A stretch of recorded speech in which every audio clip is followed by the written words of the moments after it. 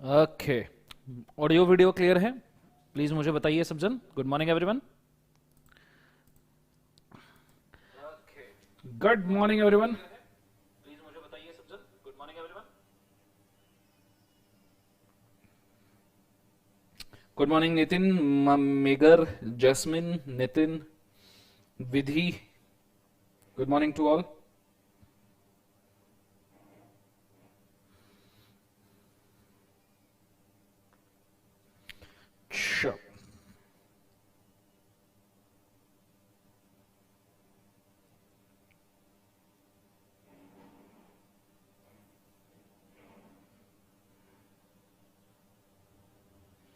Good morning Mukul, Yukta, Ruchita, Harshita.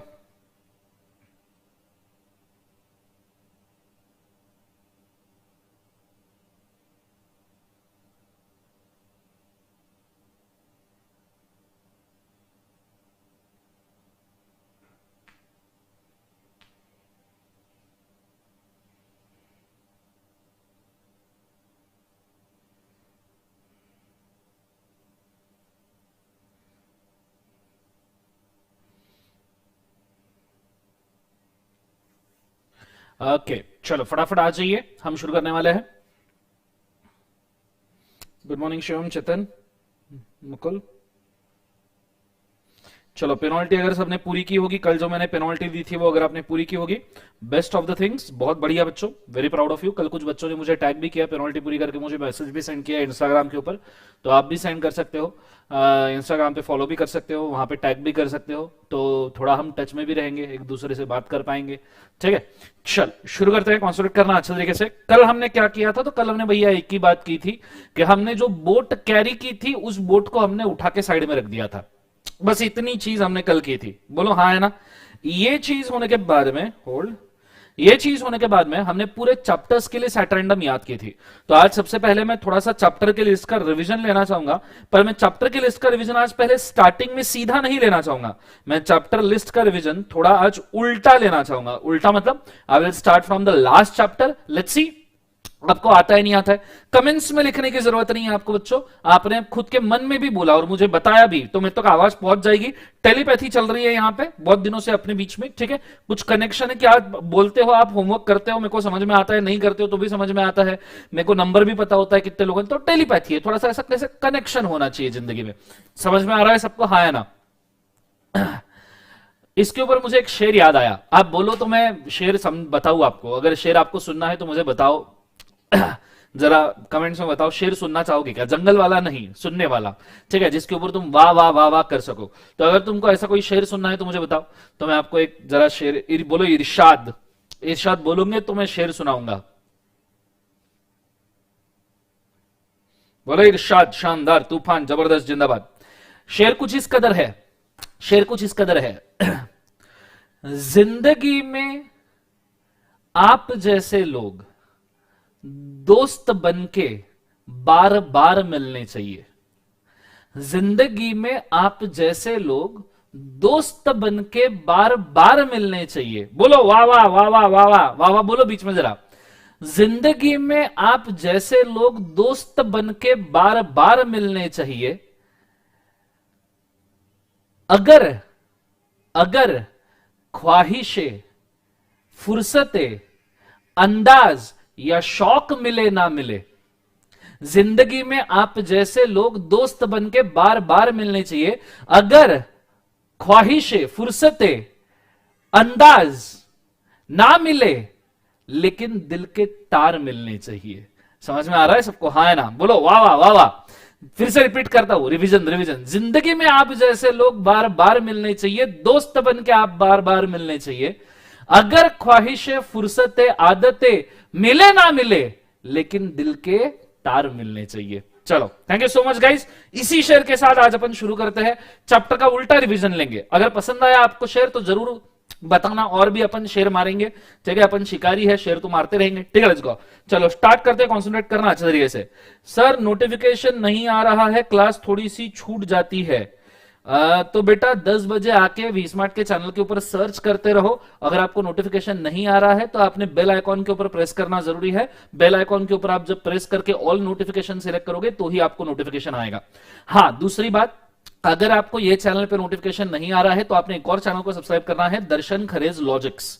दर्शन खरेज logics करके मेरा एक और यूट्यूब चैनल है जिसके ऊपर और 1,09,000 के आसपास सब्सक्राइबर है। तो वहां पे मैं नॉर्मली लाइव वगैरह आते रहता हूं, इंटरेक्शन करते रहता हूं। ये वी स्मार्ट का चैनल है, वी स्मार्ट के चैनल के ऊपर तो सभी टीचर्स आते हैं, लेकिन एक खुद का भी चैनल है, 1,09,000 10,000 सब्सक्राइबर है, वहां पे मैं बार बार लाइव आते रहता हूं। आपने उसको भी सब्सक्राइब करके रखना, क्लियर है?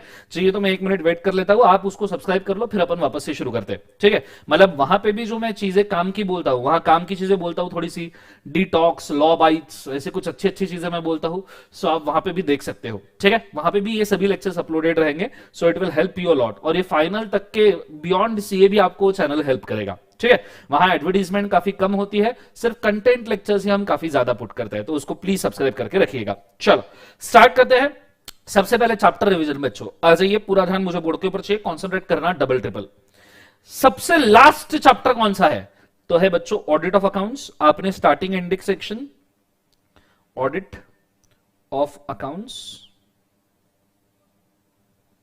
आपने स्टार्टिंग एंडिंग सेक्शन याद करना है, मन के मन में बोला तो भी चलेगा। सेक्शन नंबर 139 से लेके 148। Next chapter accounts of company,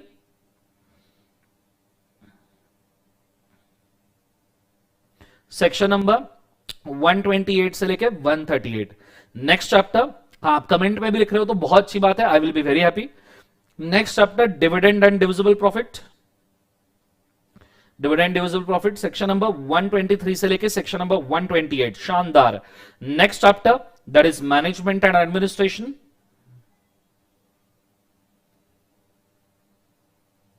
that is section number 88 से लेके 122। बहुत बढ़िया, जितने लोग कमेंट्स में लिख रहे हैं आई एम वेरी हैप्पी।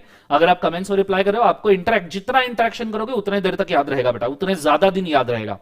उसके बाद में नेक्स्ट चैप्टर अगर मैं बोलूं तो charges on asset, that is section number 77 से सेक्शन नंबर 87। उसके बाद में next chapter that is deposit, that is section number 73 से लेके सेक्शन नंबर 76। शानदार, सभी लोग अच्छे से कमेंट कर रहे हैं, आई am very happy. Next chapter अगर मैं आपको बोलूं तो दैट इज बोलो, that is next chapter share capital and debenture,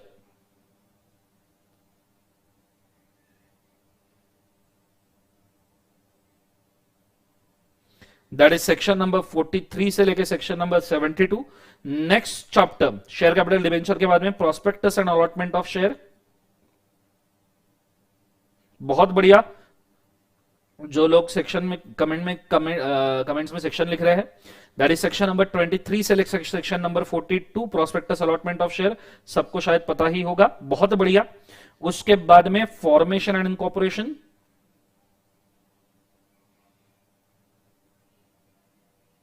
that is section number 3 से लेके सेक्शन नंबर 22। और सबसे आखिरी प्रिलिमिनरी सेक्शन नंबर 1 से लेके सेक्शन नंबर 2। कंसेप्ट समझ में आ रहा है सबको? हाँ है ना? आई होप सो आपको ये सभी चैप्टर 10 के 10 चैप्टर याद हो गए होंगे।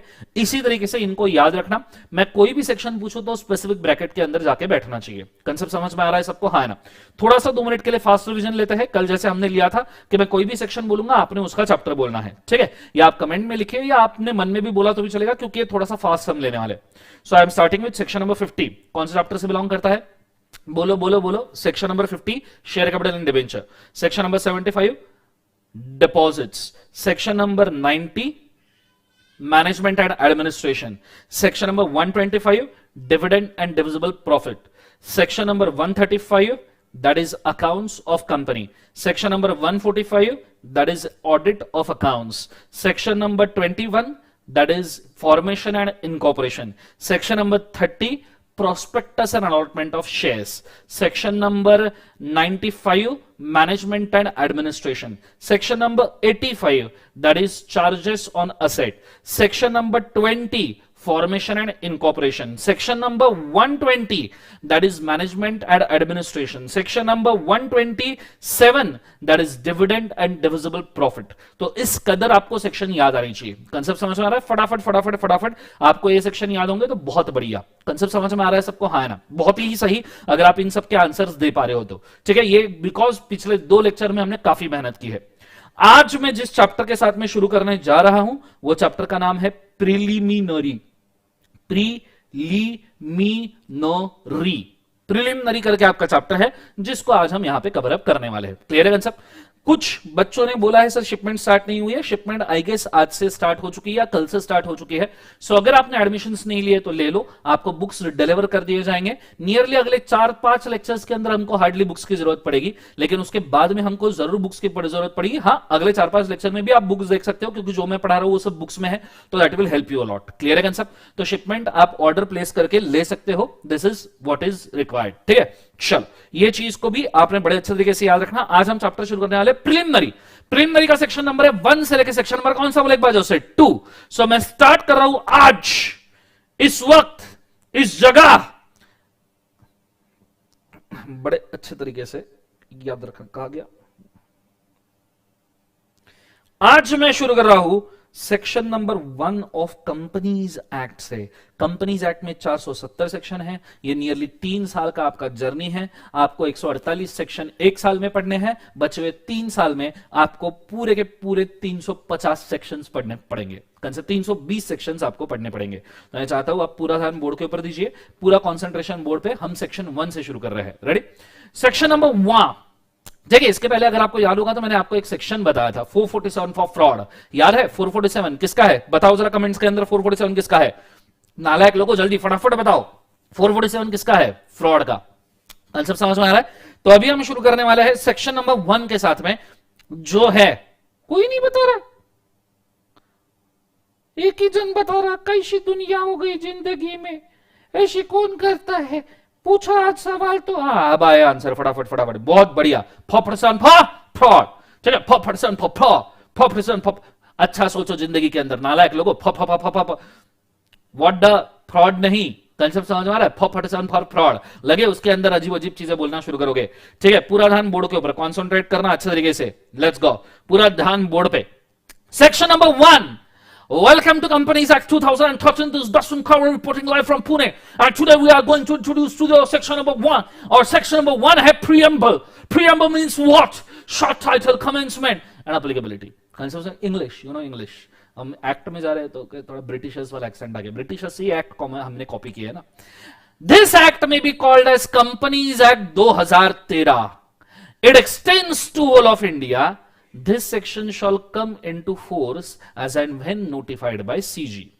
As and when notified by CG. This act may be called as Companies Act 2013. पूरे इंडिया को एप्लीकेबल है और जब सीजी नोटिफाई करेगा उसके हिसाब से आएगा। अगर आपको याद होगा तो मैंने 3 फेज का एप्लीकेबिलिटी बोला था। अगर आपको याद है 3 फेज का एप्लीकेबिलिटी बोला था। पहला एप्लीकेबिलिटी का डेट मुझे कमेंट्स में बताइएगा। ठीक है, पहले एप्लीकेबिलिटी का डेट मुझे कमेंट्स में बताइएगा कि पहले कितने सेक्शन कंपनीज एक्ट के एप्लीकेबल हुए थे और कौन से दिन से। नियरली ये चीज मैं 2 से 3 बार रिपीट कर चुका हूं। 2 से 3 बार रिपीट कर चुका हूं। तो मुझे कमेंट में चाहिए मंजे पाइजे, मंजे चाहिए। नहीं बोला ना तो याद रखना जिंदगी के अंदर मैं तहलका मचा दूंगा। यहां पे मुझे कमेंट्स में चाहिए मंजे पाइजे। कौन से दिन कितने सेक्शंस के साथ पहला एक्ट अभी कंपनीज एक्ट इंप्लीमेंट हुआ था। कोई आंसर नहीं दे रहा। नालायक लोगों शर्म करो, तुमको तुम्हारे पिकाचू की कसम।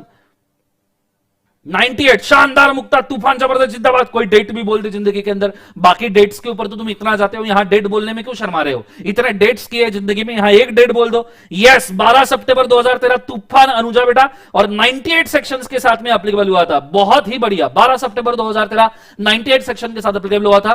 फिर 1 अप्रैल 2014 में 183 सेक्शन अप्लाई हुए थे। फिर बच्चों ये सेक्शन 2015 में जून, जुलाई, अगस्त, सितंबर मंथ में एप्लीकेबल हुए थे। बहुत ही तूफान। ये चीज आपने याद रखना। ये सेक्शन आपको लिखना पड़ेगा ऑब्वियसली, बिकॉज सेक्शन नंबर 1 है, एक्ट का स्टार्टिंग है, पता होना चाहिए। आप देखो, कॉन्ट्रैक्ट पढ़ लिया, सेल ऑफ गुड्स पढ़ लिया, पार्टनरशिप पढ़ लिया, पर कभी आपने इनका सेक्शन 1 नहीं पढ़ा होगा। बताइए मुझे, पढ़ा होगा तो? क्योंकि आपने कभी इनका सेक्शन 1 पढ़ा ही नहीं, क्योंकि आपको कभी किसी ने पढ़ाया ही नहीं। सेक्शन 1 नॉर्मली क्या, नॉर्मली हमेशा भी बोल सकते होते हैं प्रीएम्बल का। 188 नहीं बेटा, 183 सेक्शन के साथ इंप्लीमेंट हुआ था, नमन। ठीक है, सो प्रीएम्बल का। सो यहां पे हम companies act, short title, extent, मैंने आपको बोला था ना, short title, extent and commencement. ये तीन चीजें। हालांकि मैंने शॉर्ट टाइटल की जगह पे आपको प्रीएम्बल में स्कोप बोला था। क्या बोला था आपको? स्कोप बोला था। तो यहां short title, extent and commencement, ये तीन चीजें हमको यहां पे कवर अप करनी है। दिस इज एप्लीकेबल टू किसको बोले एक बार? वोल ऑफ इंडिया, नोटिफाइड बाय किसने बोले एक बार? जो सेंट्रल गवर्नमेंट।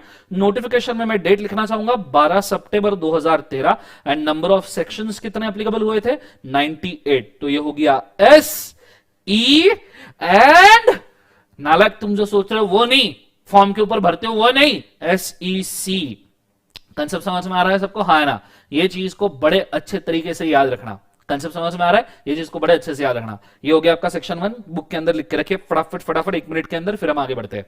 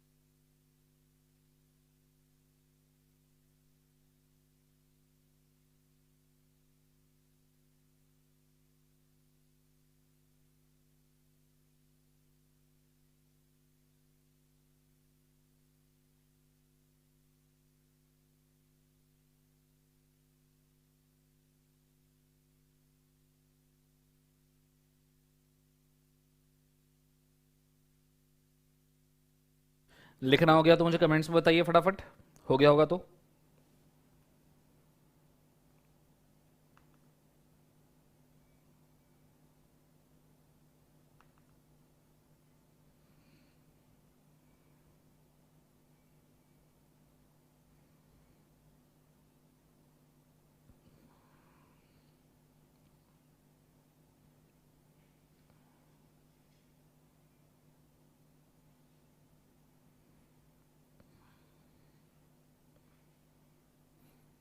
चलो डन एवरीबॉडी, बहुत बढ़िया। जिसका नहीं हुआ स्क्रीनशॉट ले लीजिए बच्चों, आराम से लिखना। ठीक है, ये हो गया आपका सेक्शन नंबर 1। अब सेक्शन नंबर 1 के बाद में मैं जा रहा हूं सेक्शन नंबर 2 पे, और नॉर्मली सेक्शन नंबर 2 में होते हैं बच्चों डेफिनेशंस। सेक्शन नंबर 2 में होते हैं क्या बोले एक बार जो से? डेफिनेशन। और हम पढ़ रहे हैं कंपनीज एक्ट, हम पढ़ रहे हैं कंपनीज एक्ट। तो अभी मैं जो डेफिनेशन लेना चाहूंगा वो डेफिनेशन है itself very very important definition, सस्ते नशे वाली डेफिनेशन, जिस डेफिनेशन को हम कह सकते हैं कि भाई ये क्या बना दिया, जो है डेफिनेशन कंपनी की। किसकी डेफिनेशन है? कंपनी की। कंसेप्ट समझ में आ रहा है? तो अभी हम डेफिनेशन के साथ में शुरुआत कर रहे हैं। ठीक है, मुझे पूरा ध्यान बोर्ड के ऊपर चाहिए। कंपनीज एक्ट पढ़ रहे हैं, पहली डेफिनेशन कंपनी की पता होनी चाहिए। कंपनी ये वर्ड आपको लगेगा कि ये 2 सबसेक्शन 1 में डिफाइन करना चाहिए, क्योंकि सेक्शन 2 में सभी डेफिनेशन है। सेक्शन 2 में नियरली 95 के आसपास डेफिनेशंस है।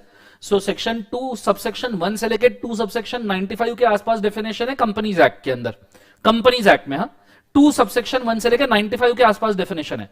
तो आपको लगेगा कि कंपनी की डेफिनेशन 2 सबसेक्शन 1 में होनी चाहिए। नहीं, ना ना ना ना, कंपनी की डेफिनेशन है 2 सबसेक्शन नंबर 20 में।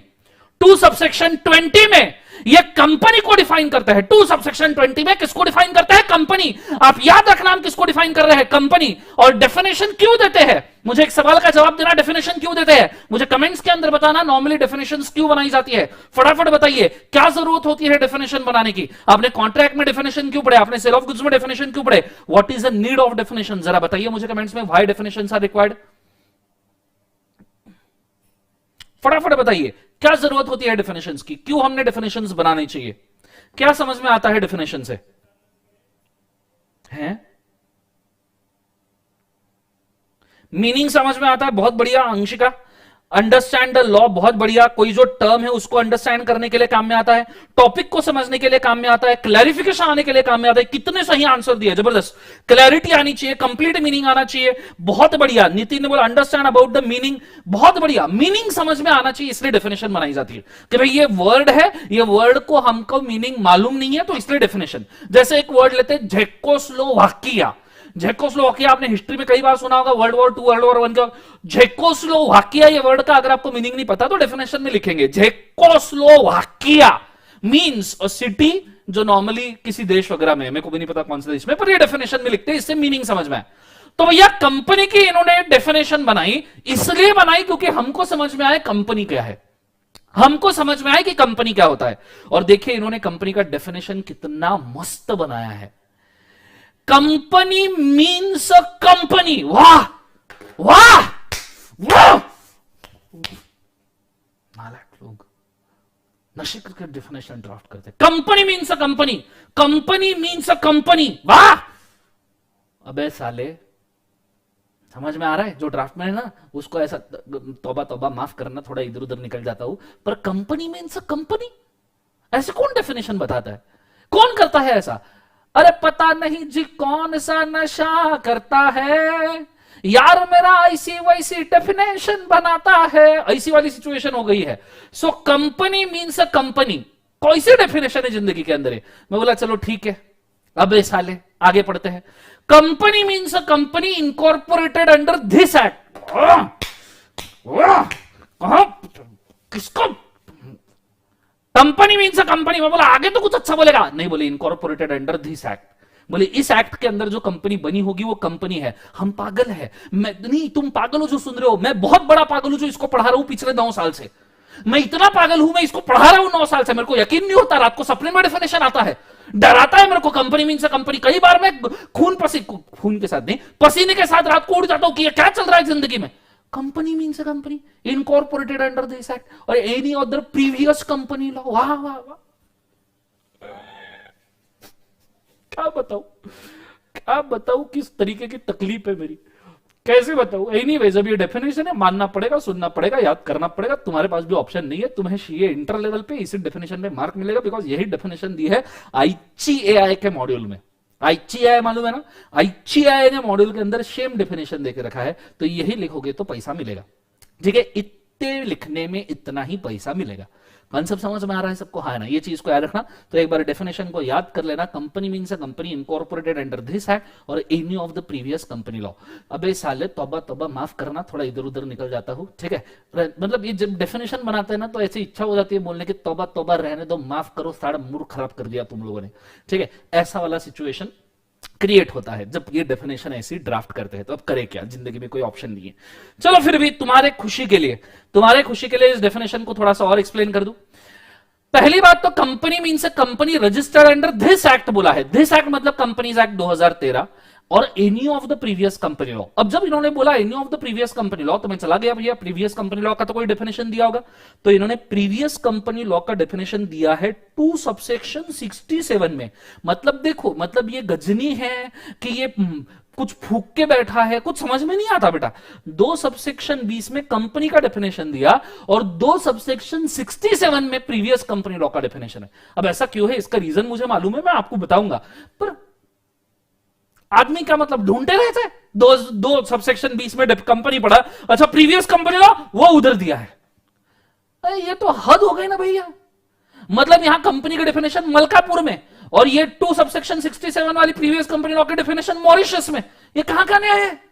मलकापुर मॉरिशस, कोई लेन देन है जिंदगी के अंदर? कोई दिक्कत नहीं, आगे। So company means a company under this act or any of the previous company law. Previous company law means a law specified as below. अब इंडिया में प्रीवियस कितने कंपनी लॉ हो चुके हैं, वैसे कितने कंपनी लॉ इंडिया में हो चुके हैं, तो आपको शायद नहीं पता। तो यहां आती है थोड़ी सी हिस्ट्री। अब मैंने बोला था कंपनीज एक्ट का हिस्ट्री अपन पेंडिंग रख रहे हैं, 4 चीजें याद करनी थी। कुछ याद है? हिस्ट्री पेंडिंग था, कॉन्स्टिट्यूशनल वैलिडिटी देख लिया, ऑथोरिटी स्ट्रक्चर, चैप्टर स्ट्रक्चर, ये हो गया, पर हिस्ट्री पेंडिंग था, यहां आ गया हिस्ट्री, इसलिए मैंने इसको पेंडिंग रखा था, ठीक है। तो बड़े अच्छे तरीके से बोर्ड के ऊपर ध्यान देना, समझ में आएगा। कंपनीज एक्ट 1866 ये इंडिया का पहला कंपनीज एक्ट है, 1866 वाला। ये अंग्रेजों ने हमारे लिए बनाया था, अंग्रेजों के जमाने का एक्ट है।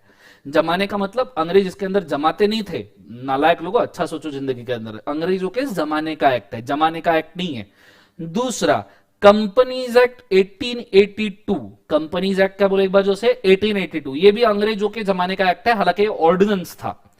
फिर वर्ल्ड वॉर वन के जस्ट पहले अंग्रेजों ने नया लॉ बनाया था 1913 वाला, अंग्रेजों ने नया लॉ बनाया था 1913 वाला companies act.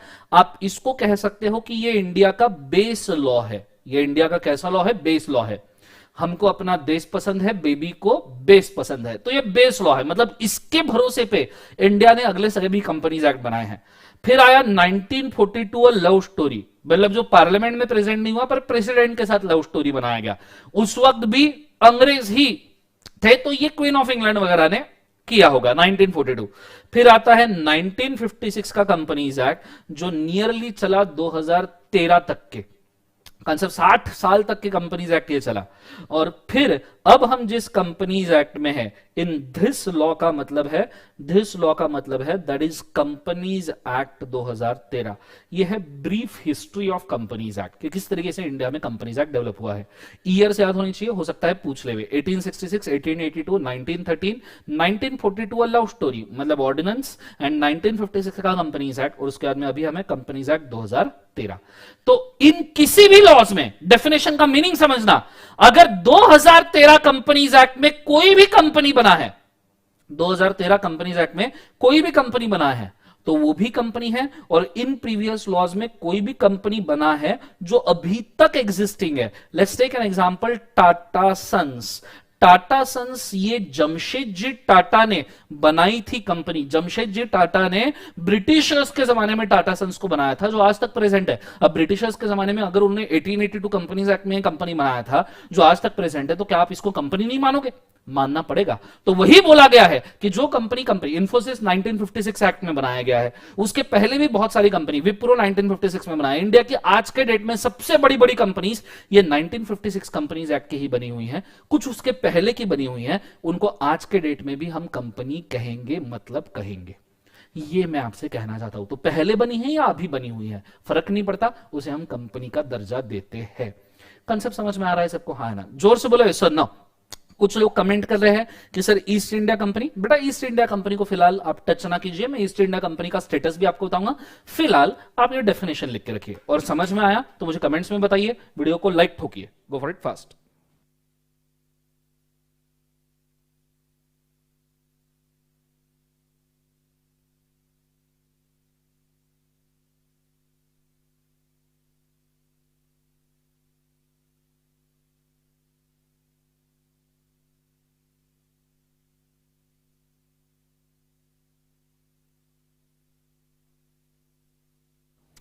Thanks so much Keshav.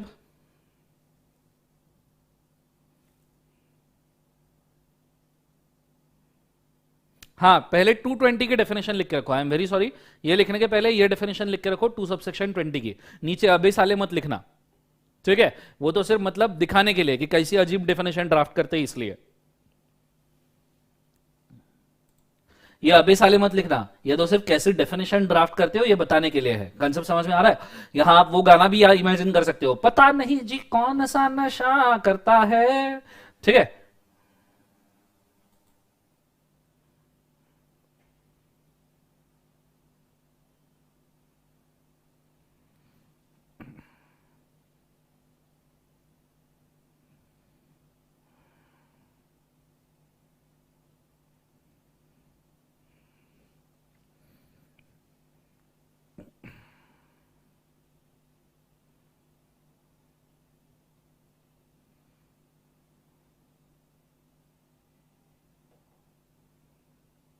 चलो डन एवरीबॉडी। लेक्चर 6 कल ही लिया है बेटा, वी स्मार्ट के चैनल पे अवेलेबल है, या दर्शन खरीज लॉजिक चैनल के ऊपर चले जाओ, वहां पे आ जाएगा, आज या कल में।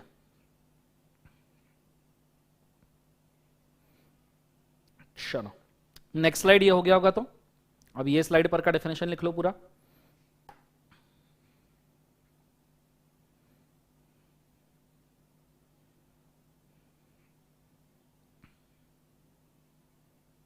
अच्छा, कुछ लोग मेरे को सवाल पूछ रहे कमेंट में, जैसे आया, ये मैंने जानबूझ के रखा है, मतलब मैं चाहता था आप ये पूछो इसलिए रखा है। चलो अच्छा है पूछ लिया, मतलब कुछ बच्चे अलर्ट है जो इसको देख रहे हैं। मैंने आपको सिर्फ एक चीज बताई, दूसरी चीज मैंने बताई नहीं जो बोर्ड पे है, जैसे आप ये देख सकते हो। ये क्या है? 10 ऑफ 1866, 6 ऑफ 1882, 7 ऑफ 1913, ये फिर 54, ऑर्डर नंबर 54 ऑफ 1942, 1 ऑफ 1956। ये क्या होता है ये आपको कोई बताएगा नहीं, लेकिन मैंने जानबूझ के रखा है इसलिए क्योंकि आपको इसका भी नॉलेज है। नॉलेज पॉइंट ऑफ व्यू काम का, एग्जाम पॉइंट ऑफ व्यू नहीं है, मैं मानता हूं, पर अपन नॉलेज ओरिएंटेड लोग हैं, ठीक है। आगे जाके कभी कुछ पढ़े तो दिक्कत ना जाए इस हिसाब से, ठीक है। नहीं, it's not a month, I will tell you, ये बहुत अच्छी चीज है, बड़े अच्छे से याद रखना।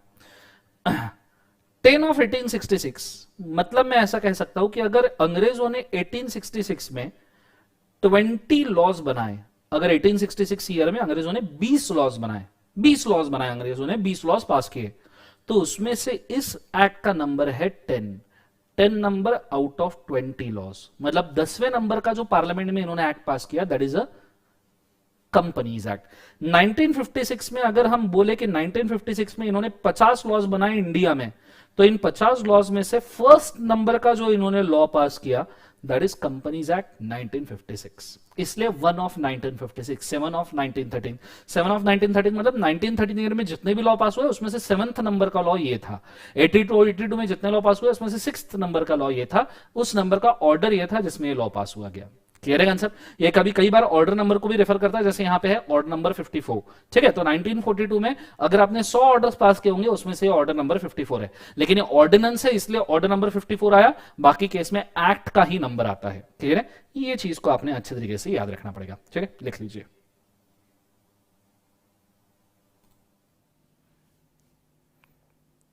डन।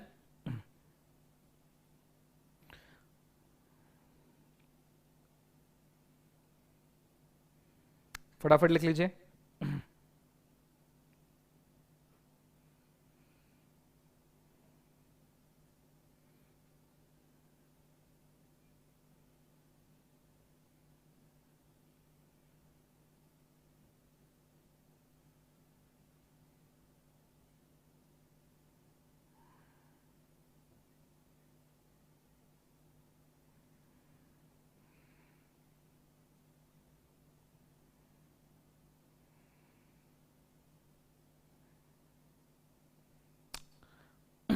फटाफट लिख लीजिए।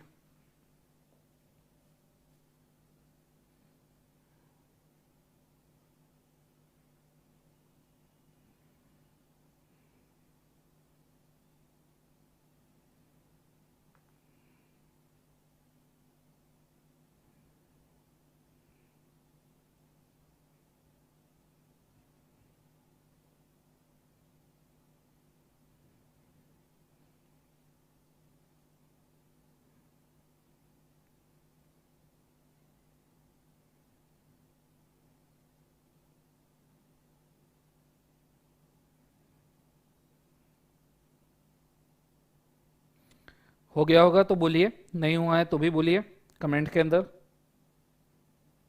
हो गया हो तो मैं आगे बढ़ जाऊं, नहीं हुआ है तो 1 मिनट के लिए रुक जाता हूं।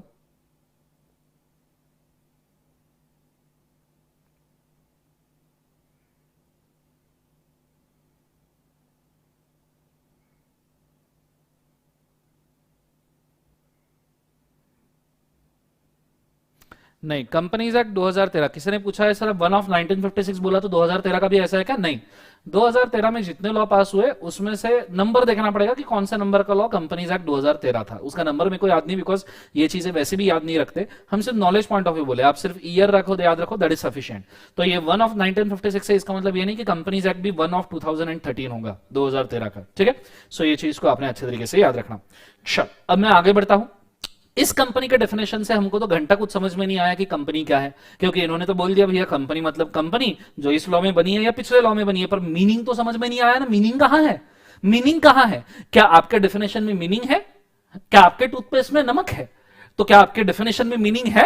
तो कंपनीज एक्ट के किसी डेफिनेशन में मीनिंग नहीं है, तो हमें चाहिए भैया मीनिंग, ठीक है। क्या आपके डेफिनेशन में मीनिंग है? तो हमें चाहिए मीनिंग। तो हम जरा खोजबीन करना शुरू कर दिए कि भैया ये कंपनी मतलब क्या है, ये कंपनी का मतलब क्या है, कंपनी का अर्थ क्या है, ठीक है। तो हम बिजनेस रिवॉल्यूशन को देखते हैं एक एक करके, बड़े शांति से जाएंगे तो हमको समझ में आएगा कि ये कंपनी का असली मकसद क्या है। मुझे बड़ा ध्यान बोर्ड के ऊपर चाहिए, मैं इसको थोड़ा पार्टनरशिप प्रोपराइटरशिप से कंपेयर करने वाला हूं।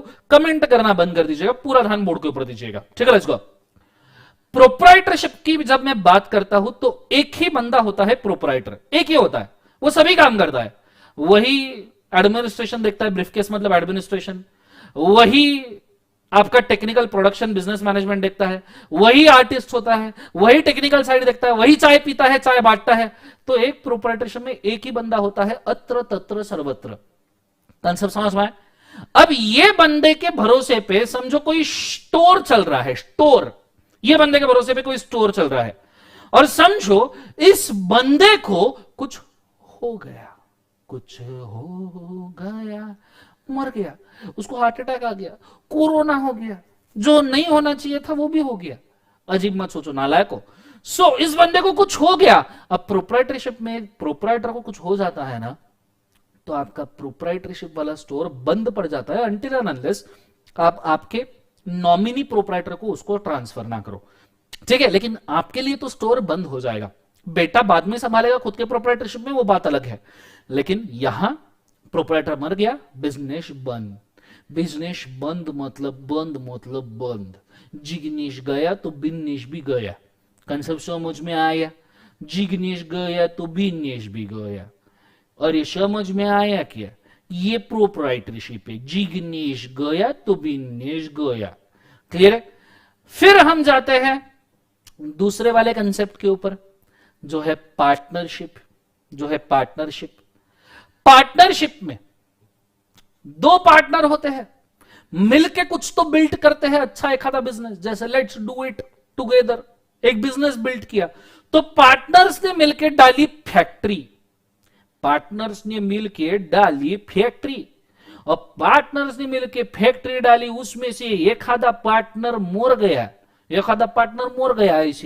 ऐसे कैसे मर सकता है? भगवान मालिक है, मौत और जिंदगी अपने हाथ में नहीं होती, वो तो भगवान के हाथ में होती है ना।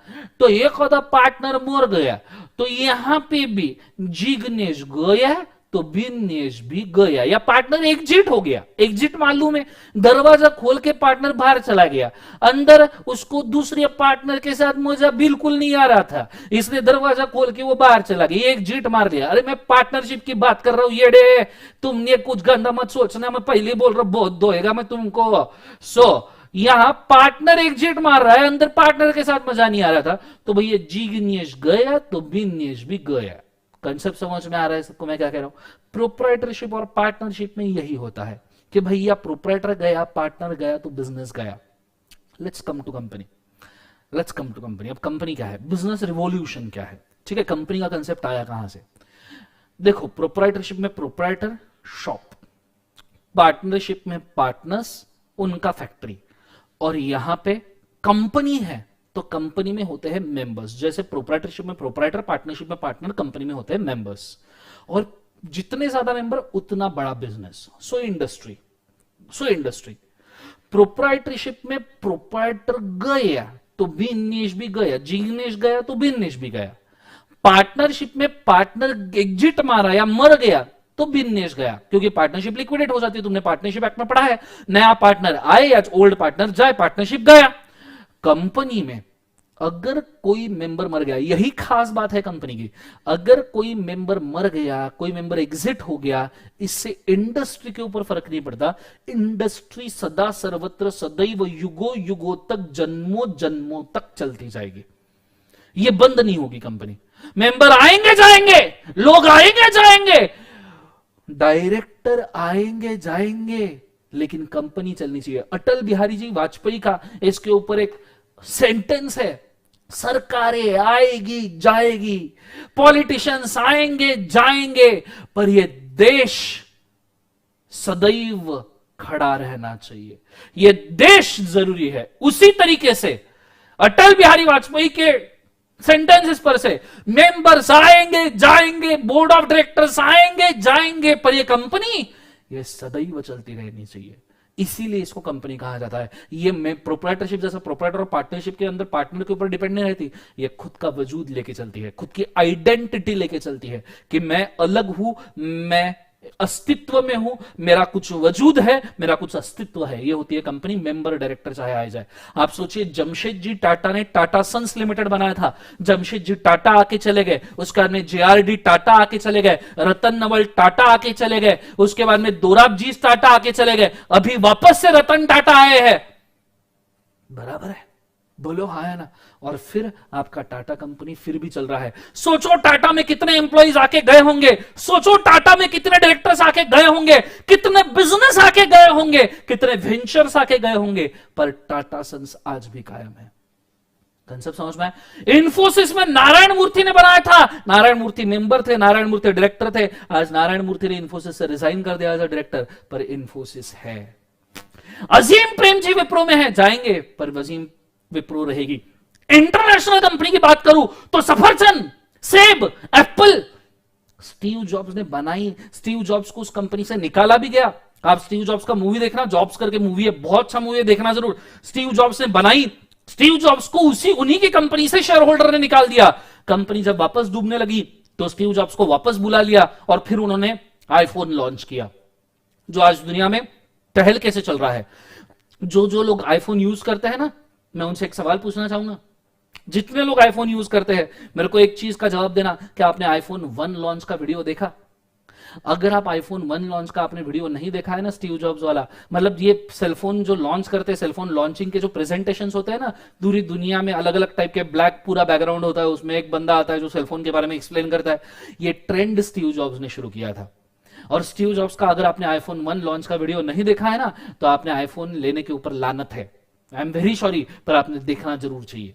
आप अगर आईफोन के इतने फैन हो कि आप आईफोन यूज करते हो, मैं तो आईफोन यूज भी नहीं करता, बट फिर भी मैं स्टीव जॉब्स को मानता हूं, और फिर भी मैं हर एक बार स्टीव जॉब्स के जितने भी लॉन्च वीडियो होते हैं सब देख चुका हूं। हाँ, अभी टिम कुक के वगैरह नहीं देखता, बिकॉज अभी कुछ और ही चल रहा है। जो स्टीव जॉब्स के प्रोस्पेक्टिव थे वो कुछ अडल्टरेटेड फॉलोवर है, इसलिए मैं नहीं देखता, बट स्टीव जॉब्स ने जितने फोन लॉन्च किए सब वीडियोस देख चुका हूं। आप अगर आईफोन यूजर हो तो आपने देखना ही चाहिए आईफोन 1 लॉन्च का वीडियो। वो सेलफोन इंडस्ट्री का रिवोल्यूशन था। तो भैया स्टीव जॉब्स आए, उन्हीं के कंपनी से उनको निकाला गया, वापस स्टीव जॉब्स आए, अभी स्टीव जॉब्स नहीं रहे, बट फिर भी एप्पल चल रहा है, दुनिया का कॉस्टलीस्ट कंपनी में काउंट किया जाता है। ये होता है कंपनी। कंसेप्ट समझ में आ रहा है मैं क्या कह रहा हूं? जोर से बोले एक बार यस और नो। इसको आपने याद रखना है, ये है बिजनेस रिवॉल्यूशन। ये एक छोटा सा डायग्राम आपने ड्रॉ करना। अब ये सब पिक्चर्स है, आप इसको वर्ड्स में भी ले सकते हो, जैसे proprietor, shop, partnership, factory, company, industry. फिर प्रोप्राइटर मर गया तो ये खत्म हो जाएगा, एग्जिट कर लिया तो लिक्विडेशन हो जाएगा, ये मर गया, एग्जिट कर लिया, फिर भी कंपनी चलती रहेगी। ये कहीं तो भी एक 3 कॉलम्स में लिख के रखिए। गो फॉर इट फास्ट। और समझ में आया क्या? बताइए, समझ में आया क्या?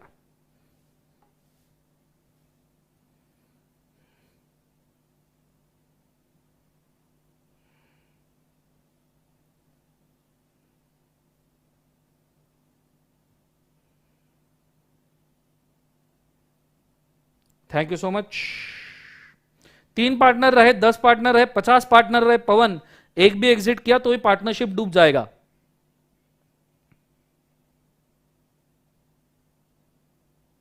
दो से ज्यादा भी पार्टनर हो दीक्षा, तो भी एक मर गया तो भी पार्टनरशिप डिसॉल्व हो जाएगी।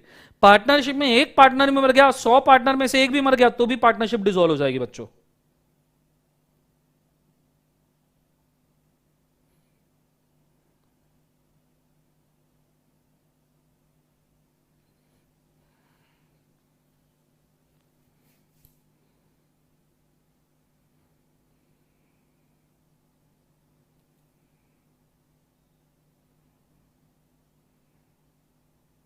रिमेनिंग पार्टनर कंटिन्यू करना चाहिए तो पहली पार्टनरशिप डिसॉल्व करनी पड़ेगी, नई पार्टनरशिप बनानी पड़ेगी।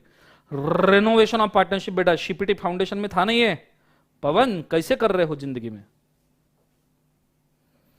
चलो पूछ लिया, वही अच्छी बात है, गलत मत याद रखना।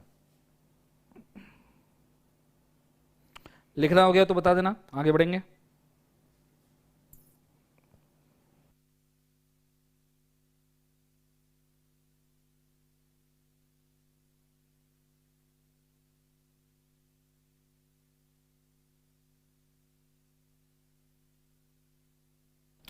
Thank you so much Kshitija. लिखना हो भी गया? बहुत बढ़िया। लिखना हो गया तो कमेंट कर दीजिएगा।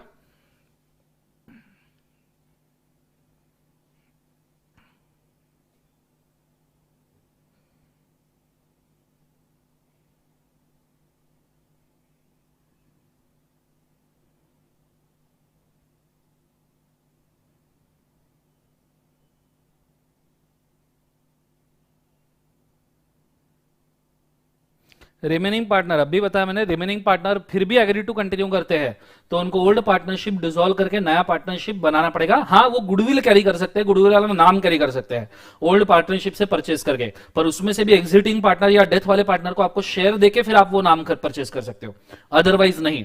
उसमें डिसीज्ड पर्सन का जो, डिसीज पार्टनर का जो लीगल हेयर है या उसकी विंडो है, विंडो याद है, विंडो, विडो, विंडो नहीं विडो, नालायको विडो, तो उसकी डिसीज पार्टनर की जो विडो है या उसका कोई भी है विडोवर वगैरह, तो उनको उनका शेयर दिया जाएगा गुडविल का, फिर उस वो गुडविल सेल करके मानी जाएगी और नई पार्टनरशिप उस नाम से आप बना सकते हो। लेकिन भले ही पार्टनर एग्री करे कंटिन्यू को, आपको नई पार्टनरशिप बनानी पड़ेगी, ओल्ड डिसॉल्व करनी पड़ेगी, या फिर इसको पार्टनरशिप एग्रीमेंट में पहले से ही लिखना पड़ेगा कि कोई भी पार्टनर मर गया फिर भी हम गुडविल के साथ में नई पार्टनरशिप शुरू करेंगे करके। क्लियर है, ये चीज को याद रखना। आगे बढ़ते हैं, कॉन्सेंट्रेट करना। फिर अगर मैं कंपनी के डेफिनेशन को और थोड़ा बड़े लेवल पे लेकर जाऊं तो 3 बाबा लोग मिले मेरे को, 3 बाबा लोग। कौन बाबा लोग थे? बोले मार्शल बाबा, जेम्स बाबा, लिंडले बाबा। ये कैसा नाम है? हाँ ठीक है, चलो फाइन, लिंडले बाबा।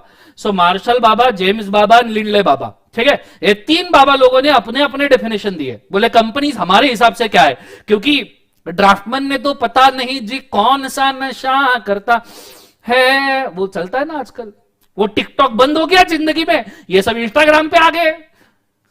कमी ने सबके सब, वो टिकटॉक बंद करने के पीछे का इंटेंशन ये था कि ये चीजें दिमाग ना खाए, तो ये सब इंस्टाग्राम पे आ गए। अब इंस्टाग्राम बंद करने की बारी आ गई है। मतलब पहले ये टिकटॉक के ऊपर जाके गंदगी करते थे, अब वो इंस्टाग्राम पे आके गंदगी करते हैं। मतलब जब टिकटॉक बैन हुआ तो इंस्टाग्राम ने इनको बुलाया, अरे वहां क्यों गंदगी कर रहे हो, यहां आके गंदगी करो, नालायक लोग। एनीवेज, सो पता नहीं जी कौन सा नशा करता है। एनीवे, सो मार्शल बाबा, जेम्स बाबा और लिंडले बाबा। तो ड्राफ्टमैन जो था, ड्राफ्टमैन तो नशे करके चला गया, तो भैया ये बाबा लोग बताने के लिए आए कि रुको, ड्राफ्टमैन भले ही नशेड़ी हो, कोई दिक्कत नहीं, आप हमारी सुनो, ठीक है। तो ये क्या कह रहे हैं?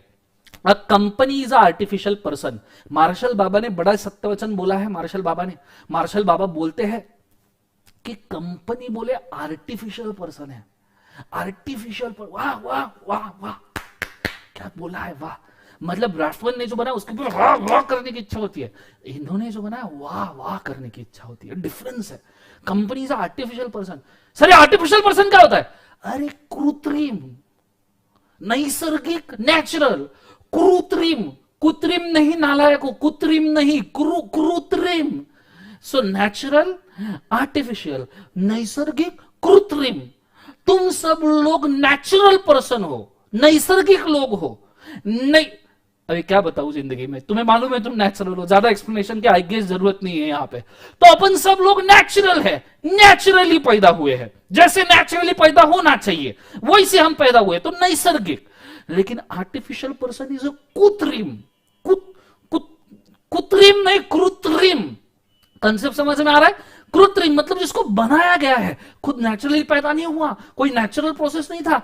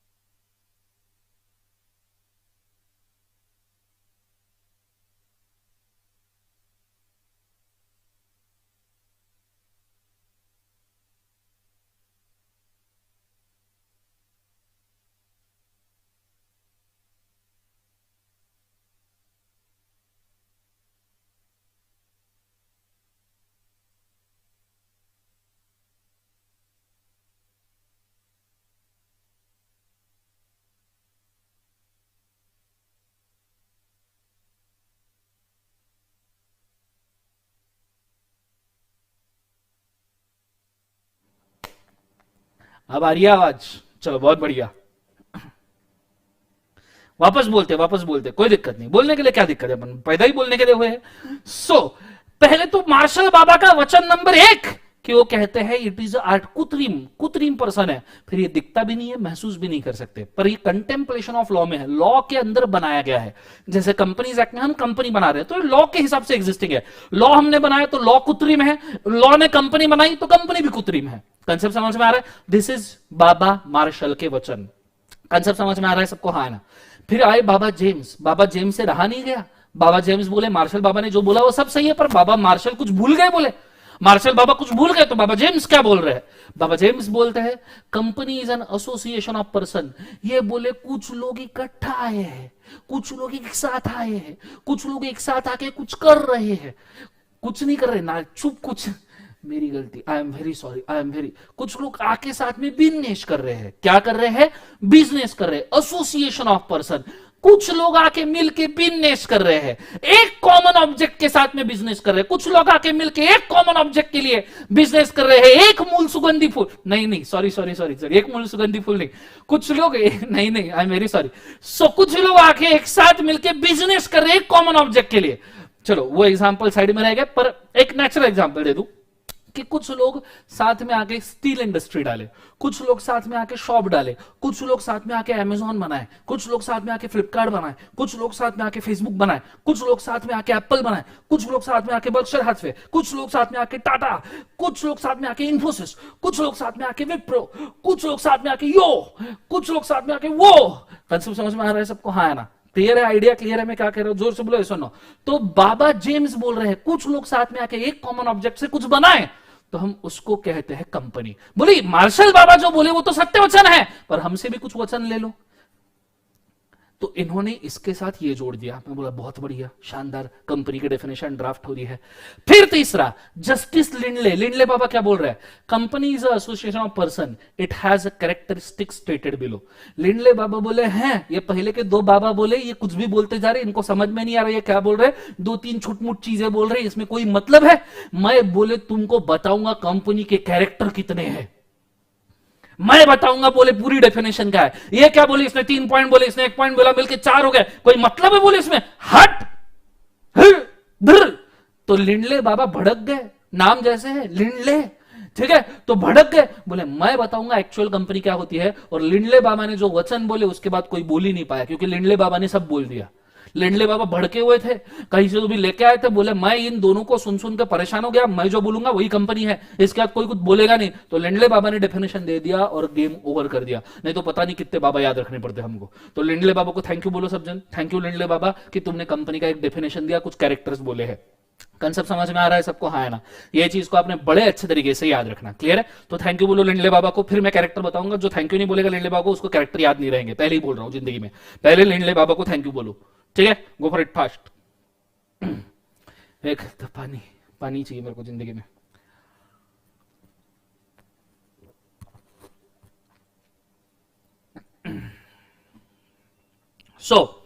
अब लिंडले बाबा बोले कि मैं बताता हूं कंपनी क्या होती है, पर लिंडले बाबा ने ना एक खतरनाक वर्ड यूज कर लिया कैरेक्टर बोलते वक्त, एक खतरनाक वर्ड यूज कर लिया डेफिनेशन बोलते वक्त, जो वर्ड ने ना बड़ा कंफ्यूजन क्रिएट कर दिया। मतलब लिंडले बाबा बोले मैं कैरेक्टरिस्टिक्स बोलूंगा, लिंडले बाबा भड़के थे, भड़काऊ भाषण में लिंडले बाबा ने बोल दिया मैं कैरेक्टर बोलूंगा। पब्लिक ने वही पकड़ लिया, रुको लिंडले बाबा रुको। लिंडले बाबा बोले क्या हो गया? बोले तुमने अभी क्या बोला? बोले मैं कंपनी के कैरेक्टर बोलूंगा। बोले मैं कंपनी के कैरेक्टर बोलूंगा। लोग बोले कैरेक्टर बोलोगे? कैरेक्टर बोलोगे? कैरेक्टर बोलोगे? लिंडले बाबा बोले हाँ मैं कैरेक्टर बोलूंगा। कंसेप्ट समझ में आ रहा है सबको? हाँ ना? तो ये चीज को याद रखना। लिंडले बाबा बोले कैरेक्टर, लोगों ने लगे सवाल पूछ लिया, बाबा जी what is difference between a character and feature? बाबा जी जरा ये चीज बता दीजिए, बोले कैरेक्टर और फीचर में क्या फर्क है? लिंडले बाबा बोले मैं कैरेक्टर बताऊंगा। लोगों ने पूछ लिया कैरेक्टर तो बाद में बताना, पहले तो ये बताओ कि कैरेक्टर और फीचर में फर्क क्या है। एनीवन इन द कमेंट्स जो लोगों की इस दुविधा, शंका, कुशंका, लघु शंका को कमेंट में सॉल्व करे। कोई तो सॉल्व करे कमेंट के अंदर, बताए कि कैरेक्टर और फीचर के बीच में डिफरेंस क्या है, फटाफट बताइएगा जरा। Character means expected. आशीष मुझसे पढ़ा है बेटा तू फाउंडेशन में, लग रहा है मेरे को, वही मैंने ये एक्सप्लेन किया था। कोई ये लघु शंका को सॉल्व कर दे, कैरेक्टर और फीचर के बीच का डिफरेंस। कोई नहीं बताएगा, बहुत ज्यादा डिफरेंट है। वाह वाह एमडी महफूज, वाह वाह एमडी महफूज, वाह क्या क्या डिफरेंस बोला एमडी महफूज में, कमेंट में देखिए, मतलब लाइव चैट में देखिए, समझ में आएगा। बहुत ज्यादा डिफरेंस है बोले, वाह कहां से आते हैं ऐसे लोग, एमडी क्या हो गया आपको। Quality versus description, character means expected scope, characters common होते हैं, फीचर स्पेसिफिक होते हैं, फीचर्स उसकी क्वालिटी, फीचर मींस अवेलेबल पता नहीं, कैरेक्टर मींस जो रियल में है, फीचर मींस जो होना चाहिए। सर जी करने के में टाइम लगता है, प्लीज वेट। अच्छा टाइप करने में टाइम लगता है, अच्छा कोई दिक्कत नहीं। Feature is just a definition, character चलो, character is expected, feature is actual, characteristics common, feature is specific, feature is actual scenario, character is how it should be. चलो बहुत बढ़िया, जितने लोगों ने आंसर दिया उसमें से कुछ के सही है कुछ के गलत है। अब जरा मुझसे सुनो कि भैया कैरेक्टर और फीचर क्या होता है, बड़े अच्छे से सुनना, बड़े प्यार से एक्सप्लेन करूंगा, एक झटके में समझ जाओगे, ठीक है। अपन लेते हैं जरा किसी को तो भी कमेंट सेक्शन में से जिसका नाम मेरे को पसंद आए, नितिन भाई, नितिन गर्ग, ठीक है, नितिन गर्ग। नितिन भाई जी, कार्यक्रम की सभी पात्र और घटनाएं काल्पनिक है, इसका वास्तविक जीवन से कोई संबंध नहीं है, यदि किसी घटना के साथ समानता होती है तो ये तो मात्र संयोग कहा जाएगा। नितिन भाई जी मैं तुमको पहले हाथ जोड़ के सॉरी बोलता हूं, तुम्हें एग्जाम्पल के लिए हमको यूज करना पड़ेगा। कंसेप्ट समझ में आ रहा है सबको, हाँ है ना, तो बड़े अच्छे से बोर्ड के ऊपर ध्यान देना। मैं क्या कह रहा हूं कि भैया कैरेक्टर और फीचर क्या है। अब नितिन कर रहा है सीए, नितिन भाई जी मेरी दुआ है अगले 3 साल के अंदर अंदर या 3.5 साल, जैसे आपका इंटर के बाद और 3 साल लगेंगे ना आपको, इसलिए 3.5 साल में नितिन जी आप बन जाओ सीए। नितिन ये मेरी दुआ है, पहले तुम्हारे नाम के आगे मैं सीए लगा लूं, ठीक है। तो नितिन भाई जी तुम सीए बन जाओ, ये मेरी दुआ है। अब नितिन भाई जी सीए क्यों कर रहे, मैंने उसी दिन बोला था, नितिन भाई जी सीए क्यों कर रहे। कोई भी लड़का सीए क्यों करता है, मैं लड़का हूं, मैंने सीए क्यों किया, मेरा एक ड्रीम था कि मेरा एक छोटा सा बंगला हो, मेरी एक छोटी सी गाड़ी हो और एक सुंदर सी लड़की मिले। तो नितिन भाई जी का भी ये ड्रीम था कि भैया एक छोटा सा बंगला, एक छोटी सी गाड़ी, एक सुंदर सी लड़की मिले। तो भैया नितिन भाई जी ने छोटा सा बंगला बांध लिया, नितिन भाई जी ने छोटी सी गाड़ी भी ले ली, लिमोजीन, ठीक है, जो शुरू होती है तो खत्म होने का नाम ही नहीं लेती है, गाड़ी भी ले ली। फिर नितिन भाई जी एक दिन घर पे बैठे थे। अब जैसे ही कोई लड़का सीए बन जाता है ना, घर देखो कैसा, मतलब फैमिली कैसे डेंजरस होती है, मतलब इस मामले में डेंजरस हो, ऐसे फैमिली बहुत अच्छी होती है पर इस मामले में जैसे ही लड़का सीए बन जाता है ना, या जैसे ही लड़की सीए बन जाती है, लड़की तो सीए बनने के पहले ही, यार मेरे को बहुत बुरा लगता है ये चीज का, बट क्या करे, है फैमिली है। सो जैसे ही लड़का सीए बन जाता है, लड़के को तो भी सीए बनने का वेट करते हैं, लड़की तो सीए बनने के पहले, जैसे ही समय आ जाए घर वाले बोलते हैं और कुछ सोचा है फ्यूचर का। जैसे ही घर वाले आपको ये बोलेंगे ना कुछ सोचा है फ्यूचर का, तो इसमें 2 ही सवाल हो सकते हैं, एक तो करियर नहीं तो शादी। ये मान लेना तुम्हारे साथ भी होगा, मैं अभी से तुम्हें आगाह कर रहा हूं, फिर मत बोलना हमारे साथ हादसा हो गया सर, मेरे साथ क्योंकि हादसा हो चुका है, मैं नहीं चाहता तुम्हारे साथ हो जाए। नहीं मेरे साथ भी नहीं हुआ है, ये लेक्चर मेरे बीवी को बिल्कुल मत दिखाना, मेरे को मारेगी, ठीक है, बिल्कुल ना दिखाना। सो बड़े अच्छे से घर वाले तुम्हें पूछते उस समय और कुछ फ्यूचर का सोचा, इसमें 2 ही ऑप्शन है, एक तो करियर नहीं तो शादी। अब तुम सीए बन चुके हो, मतलब करियर वाला ऑप्शन तो गया, तो दूसरा ऑप्शन कौन सा बचा, शादी। मतलब घर वाले तुमको किस बारे में पूछ रहे हैं, शादी। तो घर वाले पूछते हैं कुछ फ्यूचर का प्लान है, तुम बोल रहे हाँ फ्यूचर का प्लान है, और तुम क्या सोचते हो कि फ्यूचर का प्लान मतलब क्या, हाँ मैं सोच रहा हूँ 1 महीने बाद गोवा जाऊंगा, और 2 महीने बाद मैं शिमला कुल्लू मनाली जाऊंगा, और 4 महीने बाद मैं बैंकॉक जाऊं, बैंकॉक नहीं नालायक, बैंकॉक नहीं, ठीक है, फिर मैं मॉरिशस जाऊंगा। ये तुम्हारे प्लान होते हैं, बराबर है। पर घर वाले बोलते अरे अरे हम उसकी बात नहीं कर रहे, हम पूछ रहे हैं कि भाई कोई शादी वगैरह का प्लान है। और फिर तुम दूसरे साइड शॉक में घर वालों की तरफ देखते हो, हाँ। फिर घर वाले पूछते हैं क्यों, क्या हो गया, शादी का प्लान नहीं है। फिर तुम कोने कोने में सटकते जाते हो, हाँ? ये कहां से आ गया हमारे यहाँ पे, शादी कहां से आ गई, जिंदगी में शादी नाम का कोई कंसेप्ट ही नहीं था। हम माना किसी दिन किसी के साथ अटकना पड़ेगा, पर इतनी जल्दी, बराबर है, कौन सिंगल जिंदगी एंजॉय नहीं करना चाहता। तो घर वाले बोला आप देख रहे हो, हाँ फिर घर वालों ने बोला नहीं नहीं तुमको शादी करनी पड़ेगी, हमारी एक इच्छा है, ये बहुत खतरनाक इच्छा है, याद रखना, हमारी एक इच्छा है कि हमारी बहू हमारे सामने आ जाए। नितिन को घर वाले बोल रहे हैं कि हमारी बहू हमारे सामने आ जाए। नितिन बोलता है पहले तो डिमांड है बहू की, बहू आने के बाद में डिमांड रहेगी बच्चे की, कि हमको हमारे पोते की किंकारियां सुननी है, ये किंकारियां सुननी है। बोलो हाँ है ना, ये दूसरी डिमांड क्लियर है। फिर दूसरे बच्चे की डिमांड, फिर चौथे बच्चे की डिमांड। मेरे साथ ऐसा हो रहा है, ये जरूरी नहीं है, पर ऐसा घर वाले डिमांड करते हैं, क्लियर है। तो घर वाले ने सोचा कि कोई बहू हमको चाहिए। फिर घर वाले नितिन को पूछते हैं कोई पटाई है। नितिन को घर वालों ने पूछा कोई पटाई है। अब नितिन बेचारा सीए में, नितिन तो बेचारा सीए में, ठीक है। जिंदगी, एक शेर और याद आया आज, एक शेर और याद आया, ठीक है। बोलो इरशाद, जोर से बोलो इरशाद। नितिन घर वालों को शेर बोल रहा है। घर वालों ने जब पूछा नितिन कोई पटाई है, तो नितिन घर वालों को बोल रहा है तुम्हें नहीं पता हम सीए की जिंदगी ऐसी ही कटेगी, तुम्हें नहीं पता हम सीएस की जिंदगी ऐसी ही कटेगी, पूरी दुनिया पट जाए पर लड़की ना पटेगी। कंसेप्ट समझ में आ रहा है सबको, हाँ ना, ये चीज को याद रखना। तो घर वाले समझ गए कि भाई नितिन ने कोई लड़की नहीं पटाई। हालांकि हमारे चार्टर्ड अकाउंटेंट के माथे पे लिखा होता है कोई पटने नहीं वाला। कुछ लोगों को पट गई, वो बहुत फॉर्चुनेट होते हैं जिंदगी में, उन्होंने उसको संभाल के रखना चाहिए, पर लड़की ना पटेगी। फिर घर वालों ने नितिन से एक सवाल पूछा, घर वालों ने नितिन को पूछा फिर अगर नहीं पटाई है तो कैसी लड़की चाहिए, अगर नहीं पटाई है तो कैसी लड़की चाहिए। अब मुझे एक सवाल का जवाब देना, एक सवाल का जवाब, सभी लड़के और लड़कियों को मैं एक साथ पूछना चाहूंगा, मुझे एक सवाल का जवाब देना। अगर तुम्हें तुम्हारे घर वाले पूछे कि कैसा लड़का या लड़की चाहिए, तो तुम घर वालों को क्या आंसर दोगे? तुम घर वालों को क्या ये आंसर दोगे, नहीं हॉट चाहिए, क्या ये आंसर दोगे? नहीं बॉम्ब चाहिए, क्या ये आंसर दोगे? नहीं हैंडसम चाहिए, मसल वसल दिखने चाहिए, ये आंसर दोगे घर वालों को? ये आंसर तो हम दे नहीं सकते। जैसे ही तुमने घर वालों पे हॉट बोला, नहीं तुम्हारे मुंह पे आके हॉट तवा लगा दिया मम्मी ने, तो नाम बदल देना, ठीक है। बोल के देखो घर वालों को हॉट चाहिए, मस्त हॉट तवा आएगा, ये ले बेटा हॉट, पूरा हॉट हो जाए जिंदगी में, हॉट हॉट। कंसेप्ट समझ में आ रहा है सबको, हाँ है ना। तो आप घर वालों को ये नहीं बोल सकते हॉट चाहिए, हैंडसम चाहिए, मसल वाला चाहिए। तो घर वालों को नितिन ने पूछा भाई नितिन कैसी लड़की चाहिए। अब नितिन तो बोल नहीं सकता ना हॉट चाहिए, नितिन क्या बोलेगा? तो नितिन बोले सुंदर चाहिए, और क्या बोलेगा? सुशील चाहिए, और क्या बोलेगा? सुसज्जन चाहिए, सुसंस्कृत चाहिए, सुकुमार चाहिए, सुसु नहीं, माय मिस्टेक, वेरी सॉरी, मतलब सब सु भी नहीं चाहिए, सुंदर, सुशील, सज्जन, सुकुमार, जितने भी लगा सकते हो वो सब चाहिए। तो ये डेफिनेशन नितिन ने जो बोली, ये डेफिनेशन नितिन ने बोली मंदिर वाली डेफिनेशन है। मंदिर में कोई लड़की जाए तो सुंदर, सुशील, सुसज्जन, सुसंस्कृत, सुकुमार, पंजाबी ड्रेस पहन के या साड़ी पहन के मंदिर जाए, ऐसी लड़की एकदम पिक्चराइज होती है नितिन ने जो डेफिनेशन बोली।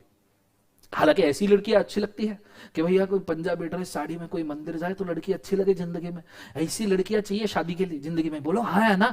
तो नितिन ने बोला सुंदर, सुशील, सुसज्जन, सुकुमार, सुसंस्कृत चाहिए, तो नितिन ने मंदिर वाली डेफिनेशन बोली। जब मम्मी पापा ने पूछा नितिन को, पेरेंट्स ने पूछा कि नितिन कैसी लड़की चाहिए, तो नितिन ने पूरा ऐसा चीज बोली जैसी लड़की होनी चाहिए। घर वालों को संभालने वाली चाहिए, खाना बनाने वाली चाहिए, सबका मन रखने वाली चाहिए, मेरे तरफ ध्यान देने वाली चाहिए, प्यार करने वाली चाहिए, बच्चों को संभालने वाली चाहिए, ऊपर से सुंदर, सुशील, सुसंस्कृत, सुकुमार, सुसज्जन चाहिए। ये आइडियलिस्टिक डेफिनेशन नितिन ने बोला।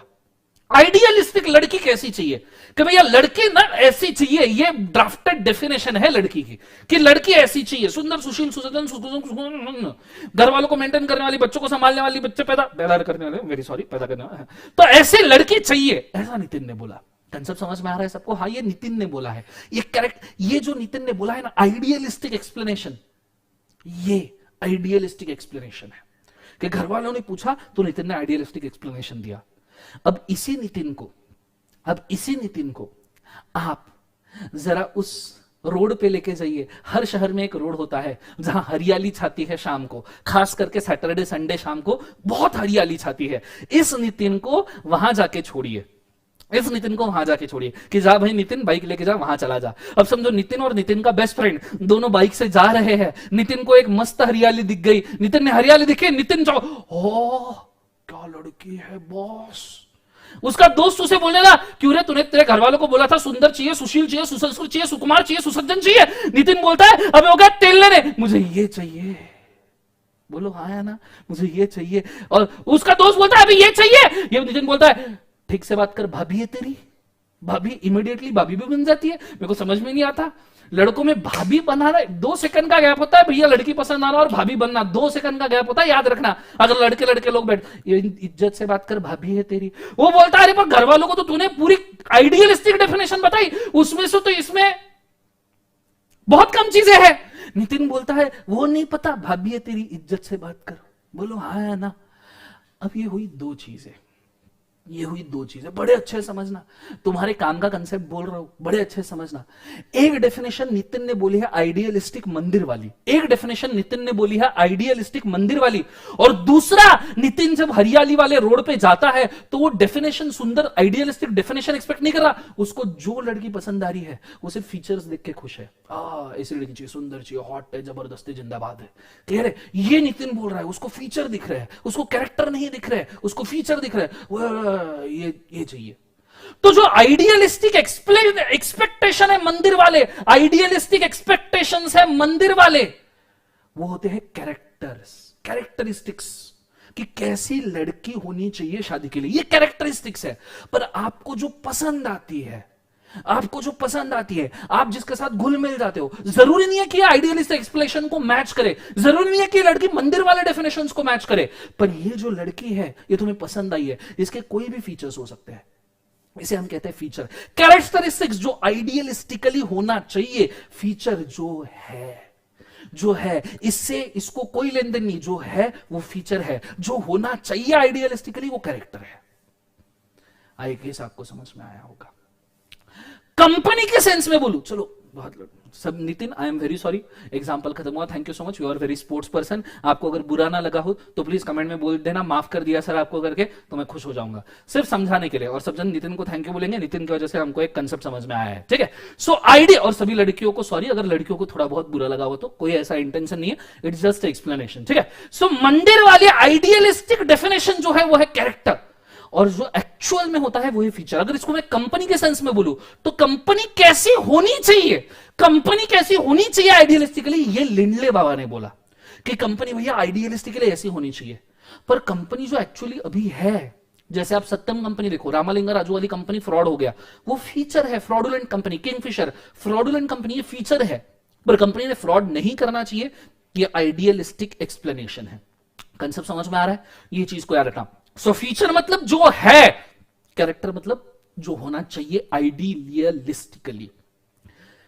कंसेप्ट समझ में आया है सबको? समझ में आया तो लाइक ठोको, और मुझे कमेंट्स के अंदर बताइए कि प्लीज आपको ये समझ में आया या नहीं आया, फिर ही मैं कैरेक्टर शुरू कर सकता हूं, ठीक है। मुझे फटाफट बताइए।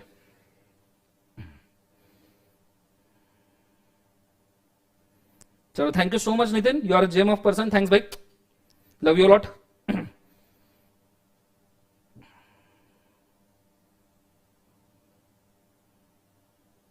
बहुत बढ़िया।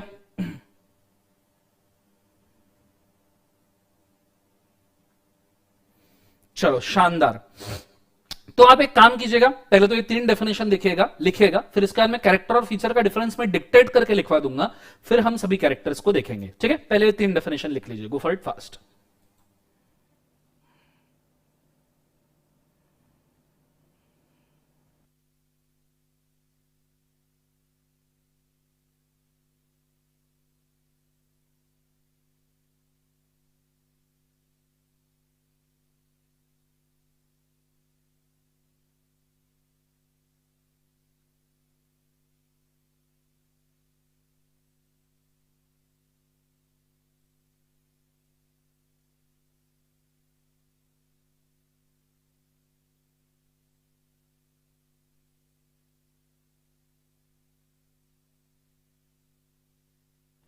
Thank you so much guys, Manish, Anshika, Anuja, Pradeep.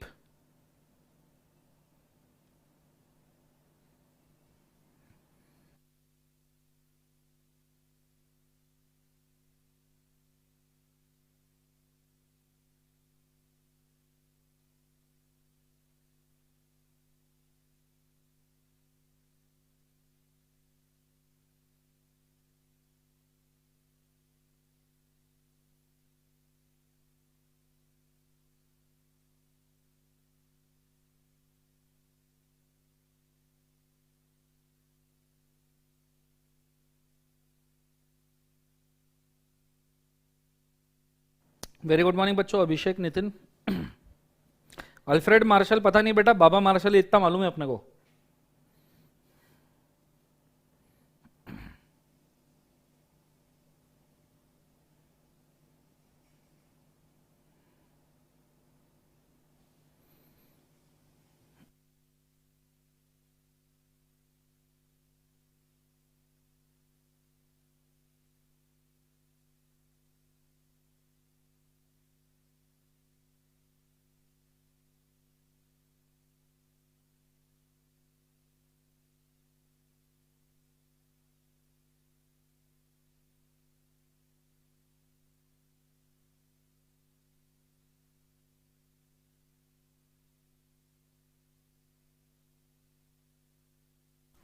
MD बेटा, फाउंडेशन में जो लोग पढ़ रहे हैं वो वापस यहाँ पे आए हैं, तो बेसिक्स तो सबको ठीक से पता होना चाहिए, इसलिए अपन इसके ऊपर अच्छा समय दे रहे हैं, क्योंकि फाउंडेशन में आपने रफली किया होगा, अभी हम काफी डिटेलिंग में ले रहे हैं, और जो मुझसे नहीं पढ़े उनको भी पता होना चाहिए फाउंडेशन में।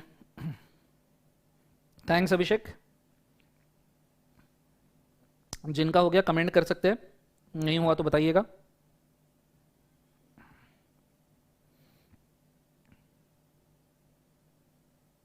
नालायक पिबिट्स, कोई छापा मत मारो जिंदगी में, पापा पापा।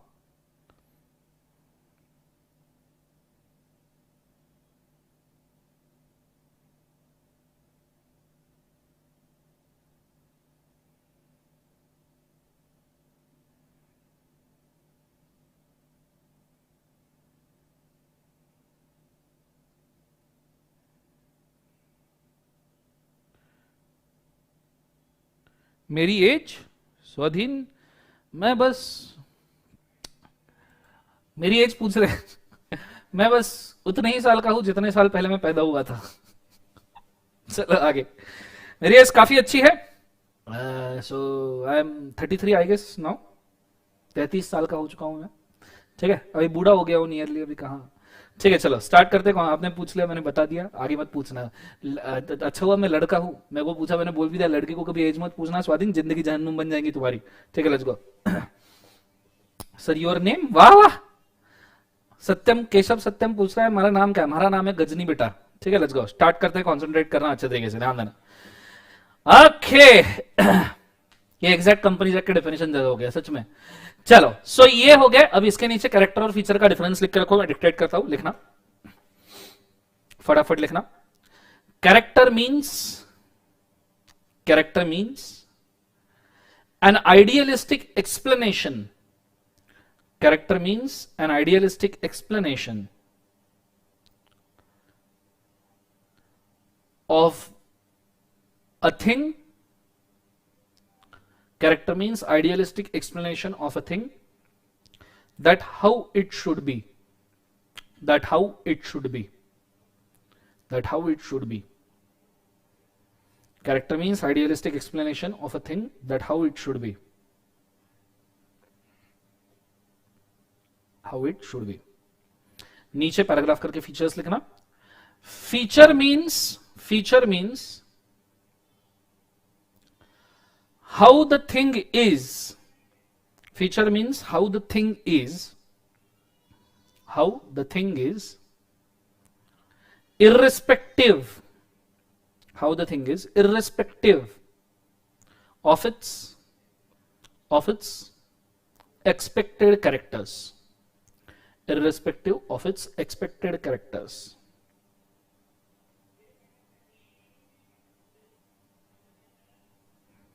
Irrespective of its expected characters. Full stop. I hope समझ में आया होगा सबको।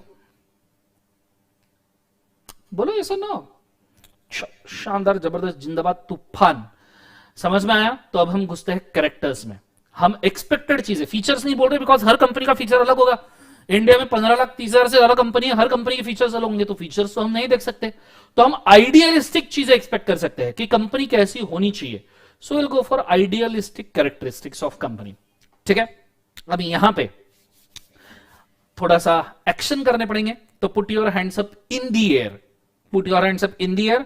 थोड़े से हाथ खुले कर लो, कहीं कोई हाथ बिजी ना रखना, ठीक है, पूरे हाथ खुले कर लो और पूरा ध्यान बोर्ड के ऊपर देना। Characteristics of company. Characteristics of company जो है वो कुछ 9 पार्ट में डिवाइडेड है।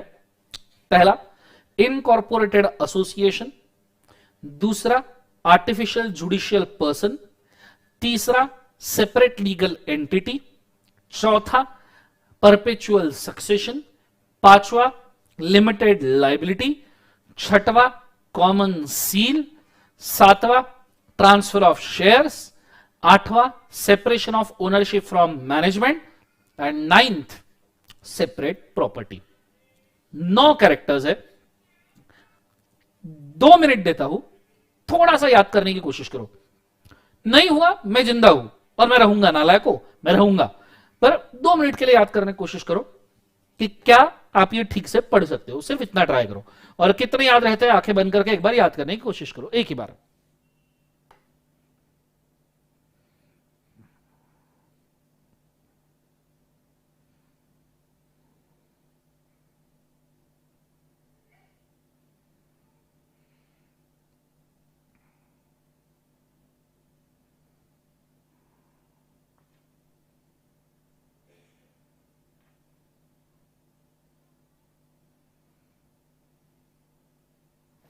शर्डन, ओके। अब अगर आपने याद किया होगा तो put your hands up in the air. जिनको याद नहीं, जिनको याद होगा 12th में भी था आईबीएस, मैंने सुना था, फाउंडेशन में भी बहुत सारे बच्चों को मैंने इसको याद करवा के दिया है। तो उसी टेक्निक को हम फॉलो करते हैं, फटाफट फटाफट इसको याद कर लेते हैं कि ये एग्जैक्टली है क्या।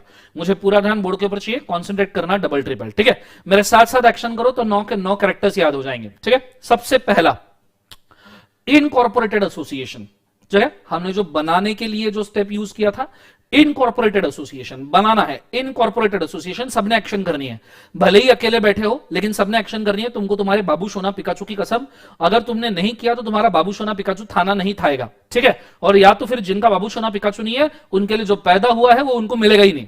क्लियर है, इनसे याद रखना। इनकॉर्पोरेटेड एसोसिएशन, फटाफट। Incorporated association artificial judicial person, मैं पर्सन हूं और शर्ट आर्टिफिशियल है, ये शर्ट आर्टिफिशियल है, शर्ट आर्टिफिशियल है, बोलो हाँ है ना। So incorporated association artificial judicial person, artificial judicial person, फिर सेपरेट लीगल एंटिटी, ठीक है। Incorporated association, artificial judicial person, separate legal entity, फिर ये राइट हैंड को लेके जाओ लंबा, perpetual succession, tata. Perpetual succession मतलब चला जा रहा है तो कब तक हाथ लेके जाओगे, कभी तो टाटा करना पड़ेगा। So incorporated association, artificial judicial person, separate legal entity, tata. Perpetual succession हो गया, separate legal entity, perpetual succession, नजदीक लेके आओ लिमिटेड लाइबिलिटी। लाइबिलिटी लिमिटेड है, भले ही परपेचुअल सक्सेशन है पर लाइबिलिटी लिमिटेड है, ठीक है। वापस से एक बार, incorporated association, artificial judicial person, separate legal entity, perpetual succession, limited liability, common seal. Concept समझ में आ रहा है? कॉमन सील समझ में आ रहा है सबको? हाँ है ना। सो वापस से एक बार, incorporated association, artificial judicial person, separate legal entity, perpetual succession, limited liability, common seal. Common seal, common seal लगा दिया, transfer of shares, transfer of shares, clear है? ट्रांसफर ऑफ शेयर, शेयर यहां से वहां पे ट्रांसफर हो रहे हैं। सो एक बार वापस से सब मेरे साथ साथ करेंगे तो जाके याद रहेगा। जिनको याद है बहुत अच्छी बात है, कोई दिक्कत नहीं, पर अपन बोर्ड बना रहे हैं, बोर्ड बाद में भूल जानी है, कैरेक्टर याद रहने चाहिए। Incorporated association, artificial judicial person, separate legal entity, perpetual succession, limited liability, common seal, transfer of shares, transfer of shares, फिर काटो, separation of ownership from management, separation of ownership from management, management और ownership को अलग करना है, किसी को अलग करना है तो काटना पड़ेगा, separation of ownership from management. Concept समझ में आ रहा है? क्लियर है कंसेप्ट? सो एक बार वापस से, incorporated association, artificial judicial person, separate legal entity, perpetual succession, limited liability, common seal, transfer of shares, ठीक है। Separation of ownership from management, separate property. आपके पास जो भी प्रॉपर्टी है हाथ में, ब्रेसलेट है, अंगूठी है, गले में चेन है, ऐसे दिखाओ सेपरेट प्रॉपर्टी। जो कुछ भी आपके पास, लैपटॉप होगा लैपटॉप दिखाओ, मोबाइल होगा मोबाइल दिखाओ, साइड में बेस्ट फ्रेंड बैठा होगा वो दिखाओ। बेस्ट फ्रेंड भी तुम्हारी प्रॉपर्टी होती है, जैसी चाहिए उसे ट्रीट कर सकते हैं अपन, उसको मार सकते हैं, झाड़ सकते हैं, 4-5 गालियां दे सकते हैं, तो प्रॉपर्टी तो है बेस्ट फ्रेंड अपनी, हाँ है ना। सो बेस्ट फ्रेंड दिखाओ, सो सेपरेट प्रॉपर्टी। कंसेप्ट समझ में आ रहा है सबको, हाँ है ना। मुझे एक बार सभी लोग एक्शन करते हुए दिखने चाहिए बड़े अच्छे तरीके से, ठीक है, बड़े अच्छे तरीके से मेरे को दिखना चाहिए सब लोग एक्शन कर रहे हैं करके, ठीक है। टेलीपैथी है, मैं आपके घर पे आके देख रहा हूं, कोई नहीं किया तो याद रखना, ठीक है। तुम्हारी एक्स की शादी तुम्हारे वाई के साथ हो जाएगी, रेडी, लेट्स गो, पूरा ध्यान बोर्ड पे। इनकॉर्पोरेटेड एसोसिएशन, ठीक है। फिर artificial judicial person, separate legal entity, perpetual succession, limited liability, common seal, transfer of shares, separation of ownership from management and separate property. 9 characters हमें याद करने हैं, ठीक है, for the purpose of understanding. अगर याद होए तो कमेंट में बताइए, और अगर हो सके तो कमेंट में सभी के सभी कैरेक्टर एक बार फटाफट लिख भी दीजिए, या इसको रफ में एक बार बिना देखे लिख के देखिए, फिर हम कैरेक्टर्स को एक्सप्लेन करना शुरू करेंगे। रफ में एक बार लिख के देखिए, एक्शन कर करके, और कहीं डरना नहीं एक्शन करना, जब तक याद नहीं होते तब तक एक्शन करते रहना है हमको, ठीक है। बाद में जब पूरे याद हो जाएंगे एक्शन हम छोड़ देंगे। क्लियर है सबको, हाँ है ना। पूरे एक्शन करके रखना, गो फॉर इट फास्ट। याद हुआ तो बताइए कमेंट्स में, वीडियो को लाइक ठोकिए, गो फॉर इट फास्ट।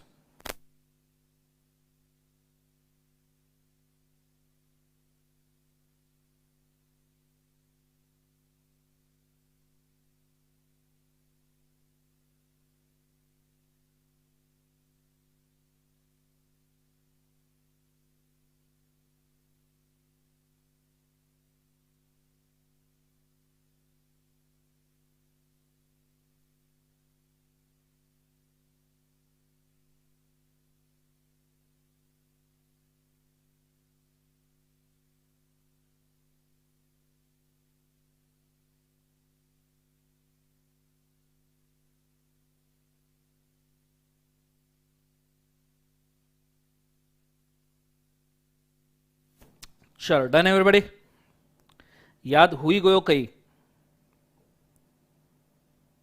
हुई गयो कई। 9 के 9 कैरेक्टर रफ में लिख के देखिए एक बार फटाफट। चलो वन मोर टाइम, सभी एक्शन करके देखते हैं एक बार फिर से, लास्ट टाइम, भूल ना जाए इसलिए, ठीक है। Let's go. इनकॉर्पोरेटेड एसोसिएशन, फिर क्या है, आर्टिफिशियल जुडिशियल पर्सन, फिर क्या है, separate legal entity, perpetual succession, limited liability, common seal, transfer of shares, separation of ownership from management, separate property, ठीक है। 9 कैरेक्टर्स हमको याद करने हैं, ठीक है। बहुत बढ़िया मुक्ता बेटा, शानदार, जबरदस्त, जिंदाबाद। बहुत बढ़िया चैतन्य बेटा, जबरदस्त, जिंदाबाद। ज्ञानेश्वर 1 नंबर, तूफान, जबरदस्त, जिंदाबाद। जो भी कमेंट्स कर रहे हैं तूफान, जिन्होंने रफ में लिखा वो भी शानदार, जबरदस्त, जिंदाबाद। बहुत बढ़िया बेटा तेजस। चलो तूफान, ऐसे पढ़ाई करते हैं जिंदगी में, बहुत ही बढ़िया। क्षितिज, रुचिता, जीनिल, राहुल, यशिका, बहुत ही शानदार, ठीक है। Let's go. सो ये हो गए हमारे कैरेक्टर्स। अनुजा, हर्षा, हर्ष, प्राची, बहुत बढ़िया बहुत बढ़िया। अब एक एक कैरेक्टर्स के साथ में हम शुरू करने वाले हैं। सबसे पहला कैरेक्टर है इनकॉर्पोरेटेड एसोसिएशन। इसका हिंदी में ट्रांसलेशन में अगर आपको बोलूं तो कंपनी बोल रही है, कंपनी खुद बोल रही है, खुद बनी नहीं हूं, बनाई गई हूं। इनकॉर्पोरेटेड मतलब बनाई गई हूं, किसी ने बनाया है, ठीक है। आपको इनकॉर्पोरेट किया है, आप नेचुरली नहीं बने हो, ठीक है। हमको भी किसी ने बनाया है पर हम नेचुरली बने हैं, ठीक है, नेचुरल प्रोसेस है, पर कंपनी आर्टिफिशियल प्रोसेस से बनी है। तो यहां एक टेक्स्ट आता है, बहुत सिंपल सा टेक्स्ट है। जैसे हम किसी मूर्त को बनाते हैं, एक आधे स्टैचू को बनाते हैं, एक आधे स्टैचू को क्राफ्ट करते हैं, किसी पेंटिंग को बनाते हैं, क्लियर है। पेंटिंग आर्टिफिशियल ही होती है पर उसको बनाया जाता है, क्राफ्ट किया जाता है, वैसे ही कंपनी को क्राफ्ट करना जरूरी है। किसी आर्टिस्ट, किसी पेंटर का टैलेंट होता है पेंटिंग बनाना, हम chartered accountant, company secretary, CMS का टैलेंट होता है कंपनी बनाना, क्लियर है कंसेप्ट। किसी पेंटर का टैलेंट होता है पेंटिंग के अंदर चेक करना ठीक बन रहा है, हम सीएस सीएमए का टैलेंट होता है किसी कंपनी के अंदर चेक करना सब सही हो रहा है या नहीं हो रहा है। अरे पेंटर अगर कोई आर्टिस्ट है तो हम भी आर्टिस्ट से कम नहीं है। हमारा सिर्फ आर्ट है फाइनेंस का, हमारा आर्ट है लॉ वाला, हमारा आर्ट है टैक्स वाला, हमारा आर्ट है लोगों के पैसों को ठीक से मैनेज करना। हम भी तो आर्टिस्ट है, क्लियर है। तो जैसे कोई मूर्तिकार मूर्त बनाता है वैसे ही हम लोग पेंटिंग बनाते हैं, वैसे ही हम लोग खुद एक कंपनी बनाते हैं। ये चीज को आपको बड़े अच्छे तरीके से याद रखना है। कंसेप्ट समझ में आ रहा है सबको? हाँ है ना? ये चीज को आपने बड़े अच्छे से याद रखना। मैं बढ़ रहा हूं आगे, एक सेकंड होल्ड करना। लाइव स्ट्रीम मेरा कहाँ गायब हो गया? ए बाबा, जिंदगी में क्या चल रहा है चीचा?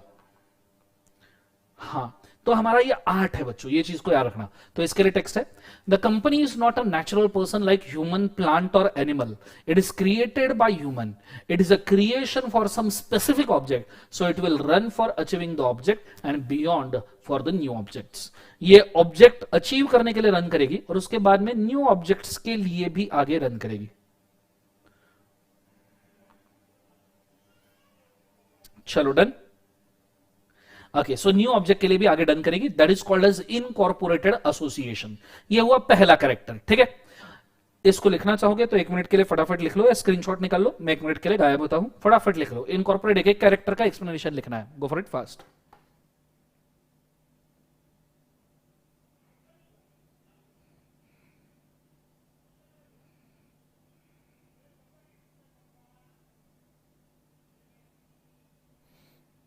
बहुत बढ़िया प्रेम, जस्मिन।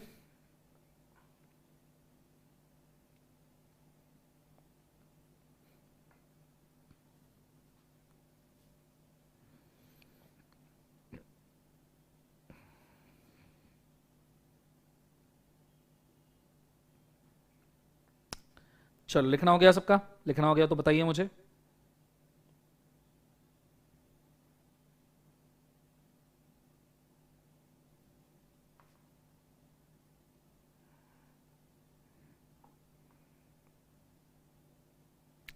डन।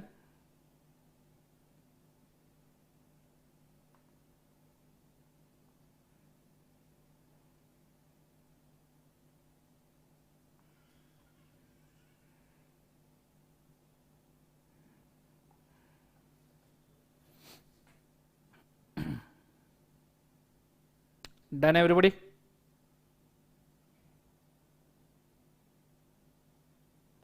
नहीं बेटा, खुद की मेहनत भी करनी पड़ेगी कुणाल। जादू की छड़ी नहीं है बेटा। मैं मेरे तरफ से पूरा ट्राई कर रहा हूं, पर पानी आप ही को पीना पड़ेगा। मैं सिर्फ सिखा सकता हूं, मेहनत तुमको करनी पड़ेगी राइटिंग वगैरह की। चलो, पहला हो गया इनकॉर्पोरेटेड एसोसिएशन। मैं दूसरे कैरेक्टर के ऊपर जा रहा हूं। Second character is artificial judicial person. Company बोल रही मैं नैसर्गिक नहीं, मैं कृत्रिम हूं। कृत्रिम नहीं नालायक हो, कृत्रिम। कृत्रिम नहीं बोलना, नैसर्गिक नहीं कृत्रिम हूं। कंसेप्ट समझ में आ रहा है सबको? हाँ है ना? तो इसका मतलब क्या है? जैसे हम किसी रोबोट को बनाते हैं, आर्टिफिशियली इंटेलिजेंट रोबोट, हम जैसे किसी रोबोट को क्रिएट करते हैं, किसी इंस्ट्रूमेंट ट्रांजिस्टर को क्रिएट करते हैं, वैसे ही हम कंपनी को क्रिएट करते हैं। ये आपने याद रखना। ये जैसे हम रोबोट को बनाते हैं, रोबोट कैसा एक पर्सन होता है आर्टिफिशियल इंटेलिजेंट। आपको पता है दुनिया में आर्टिफिशियल इंटेलिजेंट रोबोट है, आप अगर डालोगे ना तो फेसबुक गूगल ने इसके ऊपर रिसर्च की थी। मैंने एक किस्सा भी सुना था, 1 मिनट के लिए अगर आप सुनोगे तो आपको बोलता हूं। If I am not wrong, Facebook ने एक आर्टिफिशियल इंटेलिजेंट रोबोट बनाया था जिसका नाम कुछ तो भी था, अल्फा या अल्फा 0 समथिंग। जब अल्फा बनाया था, उस अल्फा में अल्फा ने दुनिया के टॉप चेस प्लेयर्स के साथ में उनको बिठाया गया चेस खेलने के लिए, अल्फा रोबोट को। If I am not wrong, नाम मेरे को एग्जैक्ट नहीं पता। तो उस अल्फा ने दुनिया के सबसे टॉप चेस प्लेयर को कुछ 20:0 से हराया। मतलब पूरे 20 गेम वो जीता और 20:0 से उसने दुनिया के टॉप चेस प्लेयर को हराया। Artificially intelligent robot. अल्फा के बाद में उन्होंने कोई तो भी एक और रोबोट निकाला, if I am not wrong, नाम मुझे एग्जैक्ट याद नहीं है, कुछ सब जीरो करके या जीरो या सब जीरो करके। उस सब जीरो ने अल्फा रोबोट को 13:1 से हराया। मतलब 13 बार सब जीरो जीता और अल्फा सिर्फ 1 बार जीता। वो अल्फा जिसने दुनिया के सबसे टॉप चेस प्लेयर को 20:0 से हराया था। मतलब आप सोच रहे हो आर्टिफिशियल इंटेलिजेंस कहां जा रहा है। अगर ऐसे बहुत सारे रोबोट बना दिए ना, अपनी जिंदगी झंड हो जाएगी। एक ऐसा किस्सा ही हुआ था, फेसबुक ने 2 आर्टिफिशियली इंटेलिजेंट रोबोट बनाए और इनको ये ट्राई करना था फेसबुक वालों को कि भाई अगर ये आर्टिफिशियल इंटेलिजेंट रोबोट है तो एक दूसरे से कैसे इंटरैक्ट करते हैं, कैसे बात करते हैं। तो उन दोनों को एक दूसरे के सामने खुला छोड़ दिया। पहले तो खुला छोड़ के पावर ऑन कर दिया, रोबोट शुरू हो गए एक दूसरे से बात करना। 1 मिनट तक के उन्होंने नॉर्मल लैंग्वेज में बात की और 1 मिनट के बाद में उन्होंने खुद का डिफरेंट लैंग्वेज क्रिएट भी कर लिया और उसके अंदर उन्होंने बातें शुरू कर दी, जो हम मतलब जो वहां पे इंसान खड़े थे उनको कुछ समझ में ही नहीं आ रहा था। इतना जबरदस्त, मतलब 1 मिनट तक के सब रोबोट ने इंग्लिश, दोनों रोबोट ने इंग्लिश में बात की, और 1 मिनट बाद उन्होंने इमीडिएटली खुद का एक लैंग्वेज डेवलप कर लिया जिसके अंदर वो बात करना शुरू किए, जो वहां खड़े हुए किसी पर्सन को समझ में नहीं आया। इनके फटके हाथ में आ गई, इन्होंने पावर प्लग खींच लिए। हमारा तो आखिरी सॉल्यूशन तो वही होता है ना कि फटके हाथ में आगे पावर प्लग खींच लो कि रोबोट बंद हो जाए। वही इन्होंने किया। तो आर्टिफिशियली इंटेलिजेंट रोबोट, अभी हम बोल रहे हैं कि आर्टिफिशियल इंटेलिजेंस वाले रोबोट दुनिया में बनने चाहिए, पर ये रिस्क बहुत ज्यादा रिस्की है। हमसे हमारा दिमाग नहीं है संभलता, ये आर्टिफिशियल इंटेलिजेंट रोबोट कहां से संभालेंगे? वो तो हमसे ज्यादा इंटेलिजेंट है, हमसे ज्यादा स्पीडी है। तो ये चीजें भी दुनिया में हुई है, आप इसको गूगल पे सर्च कर सकते हो, मैंने कहीं पढ़ा। नंबर्स नाम थोड़े डिस्टॉर्ट हो सकते हैं पर स्टोरी सेम है। ये चीज को आपने बड़े अच्छे तरीके से याद रखना। क्लियर?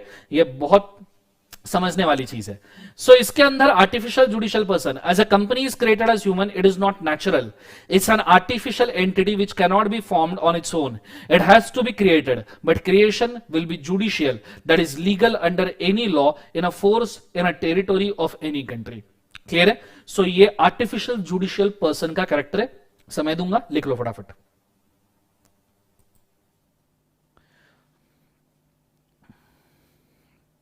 लिखो फटाफट।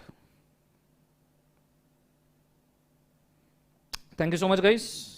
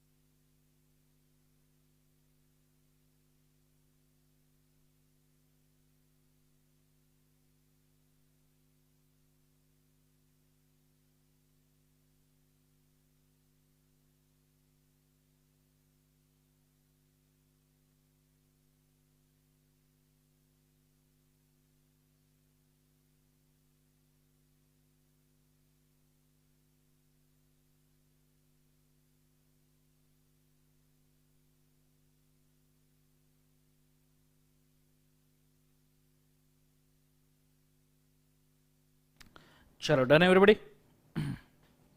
हो गया सबका?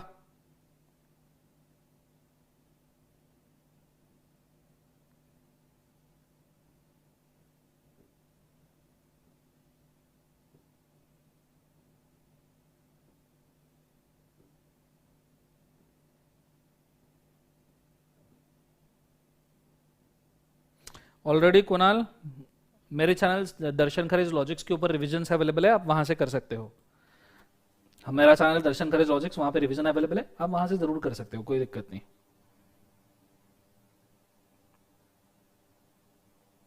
चलो डन एवरीबॉडी। तो यहां पे आपका सेकंड करेक्टर खत्म होता है, दैट इज कौन सा? Artificial judicial person.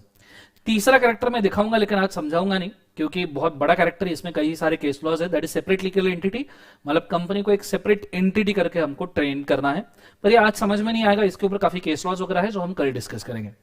आज के लिए आई गेस इतना हम काफी करते हैं। This is all for today. Have a nice day, good day, God bless you, take care. This is Darshan Khare signing out. Thank you so much. ठीक है, जय हिंद, जय भारत।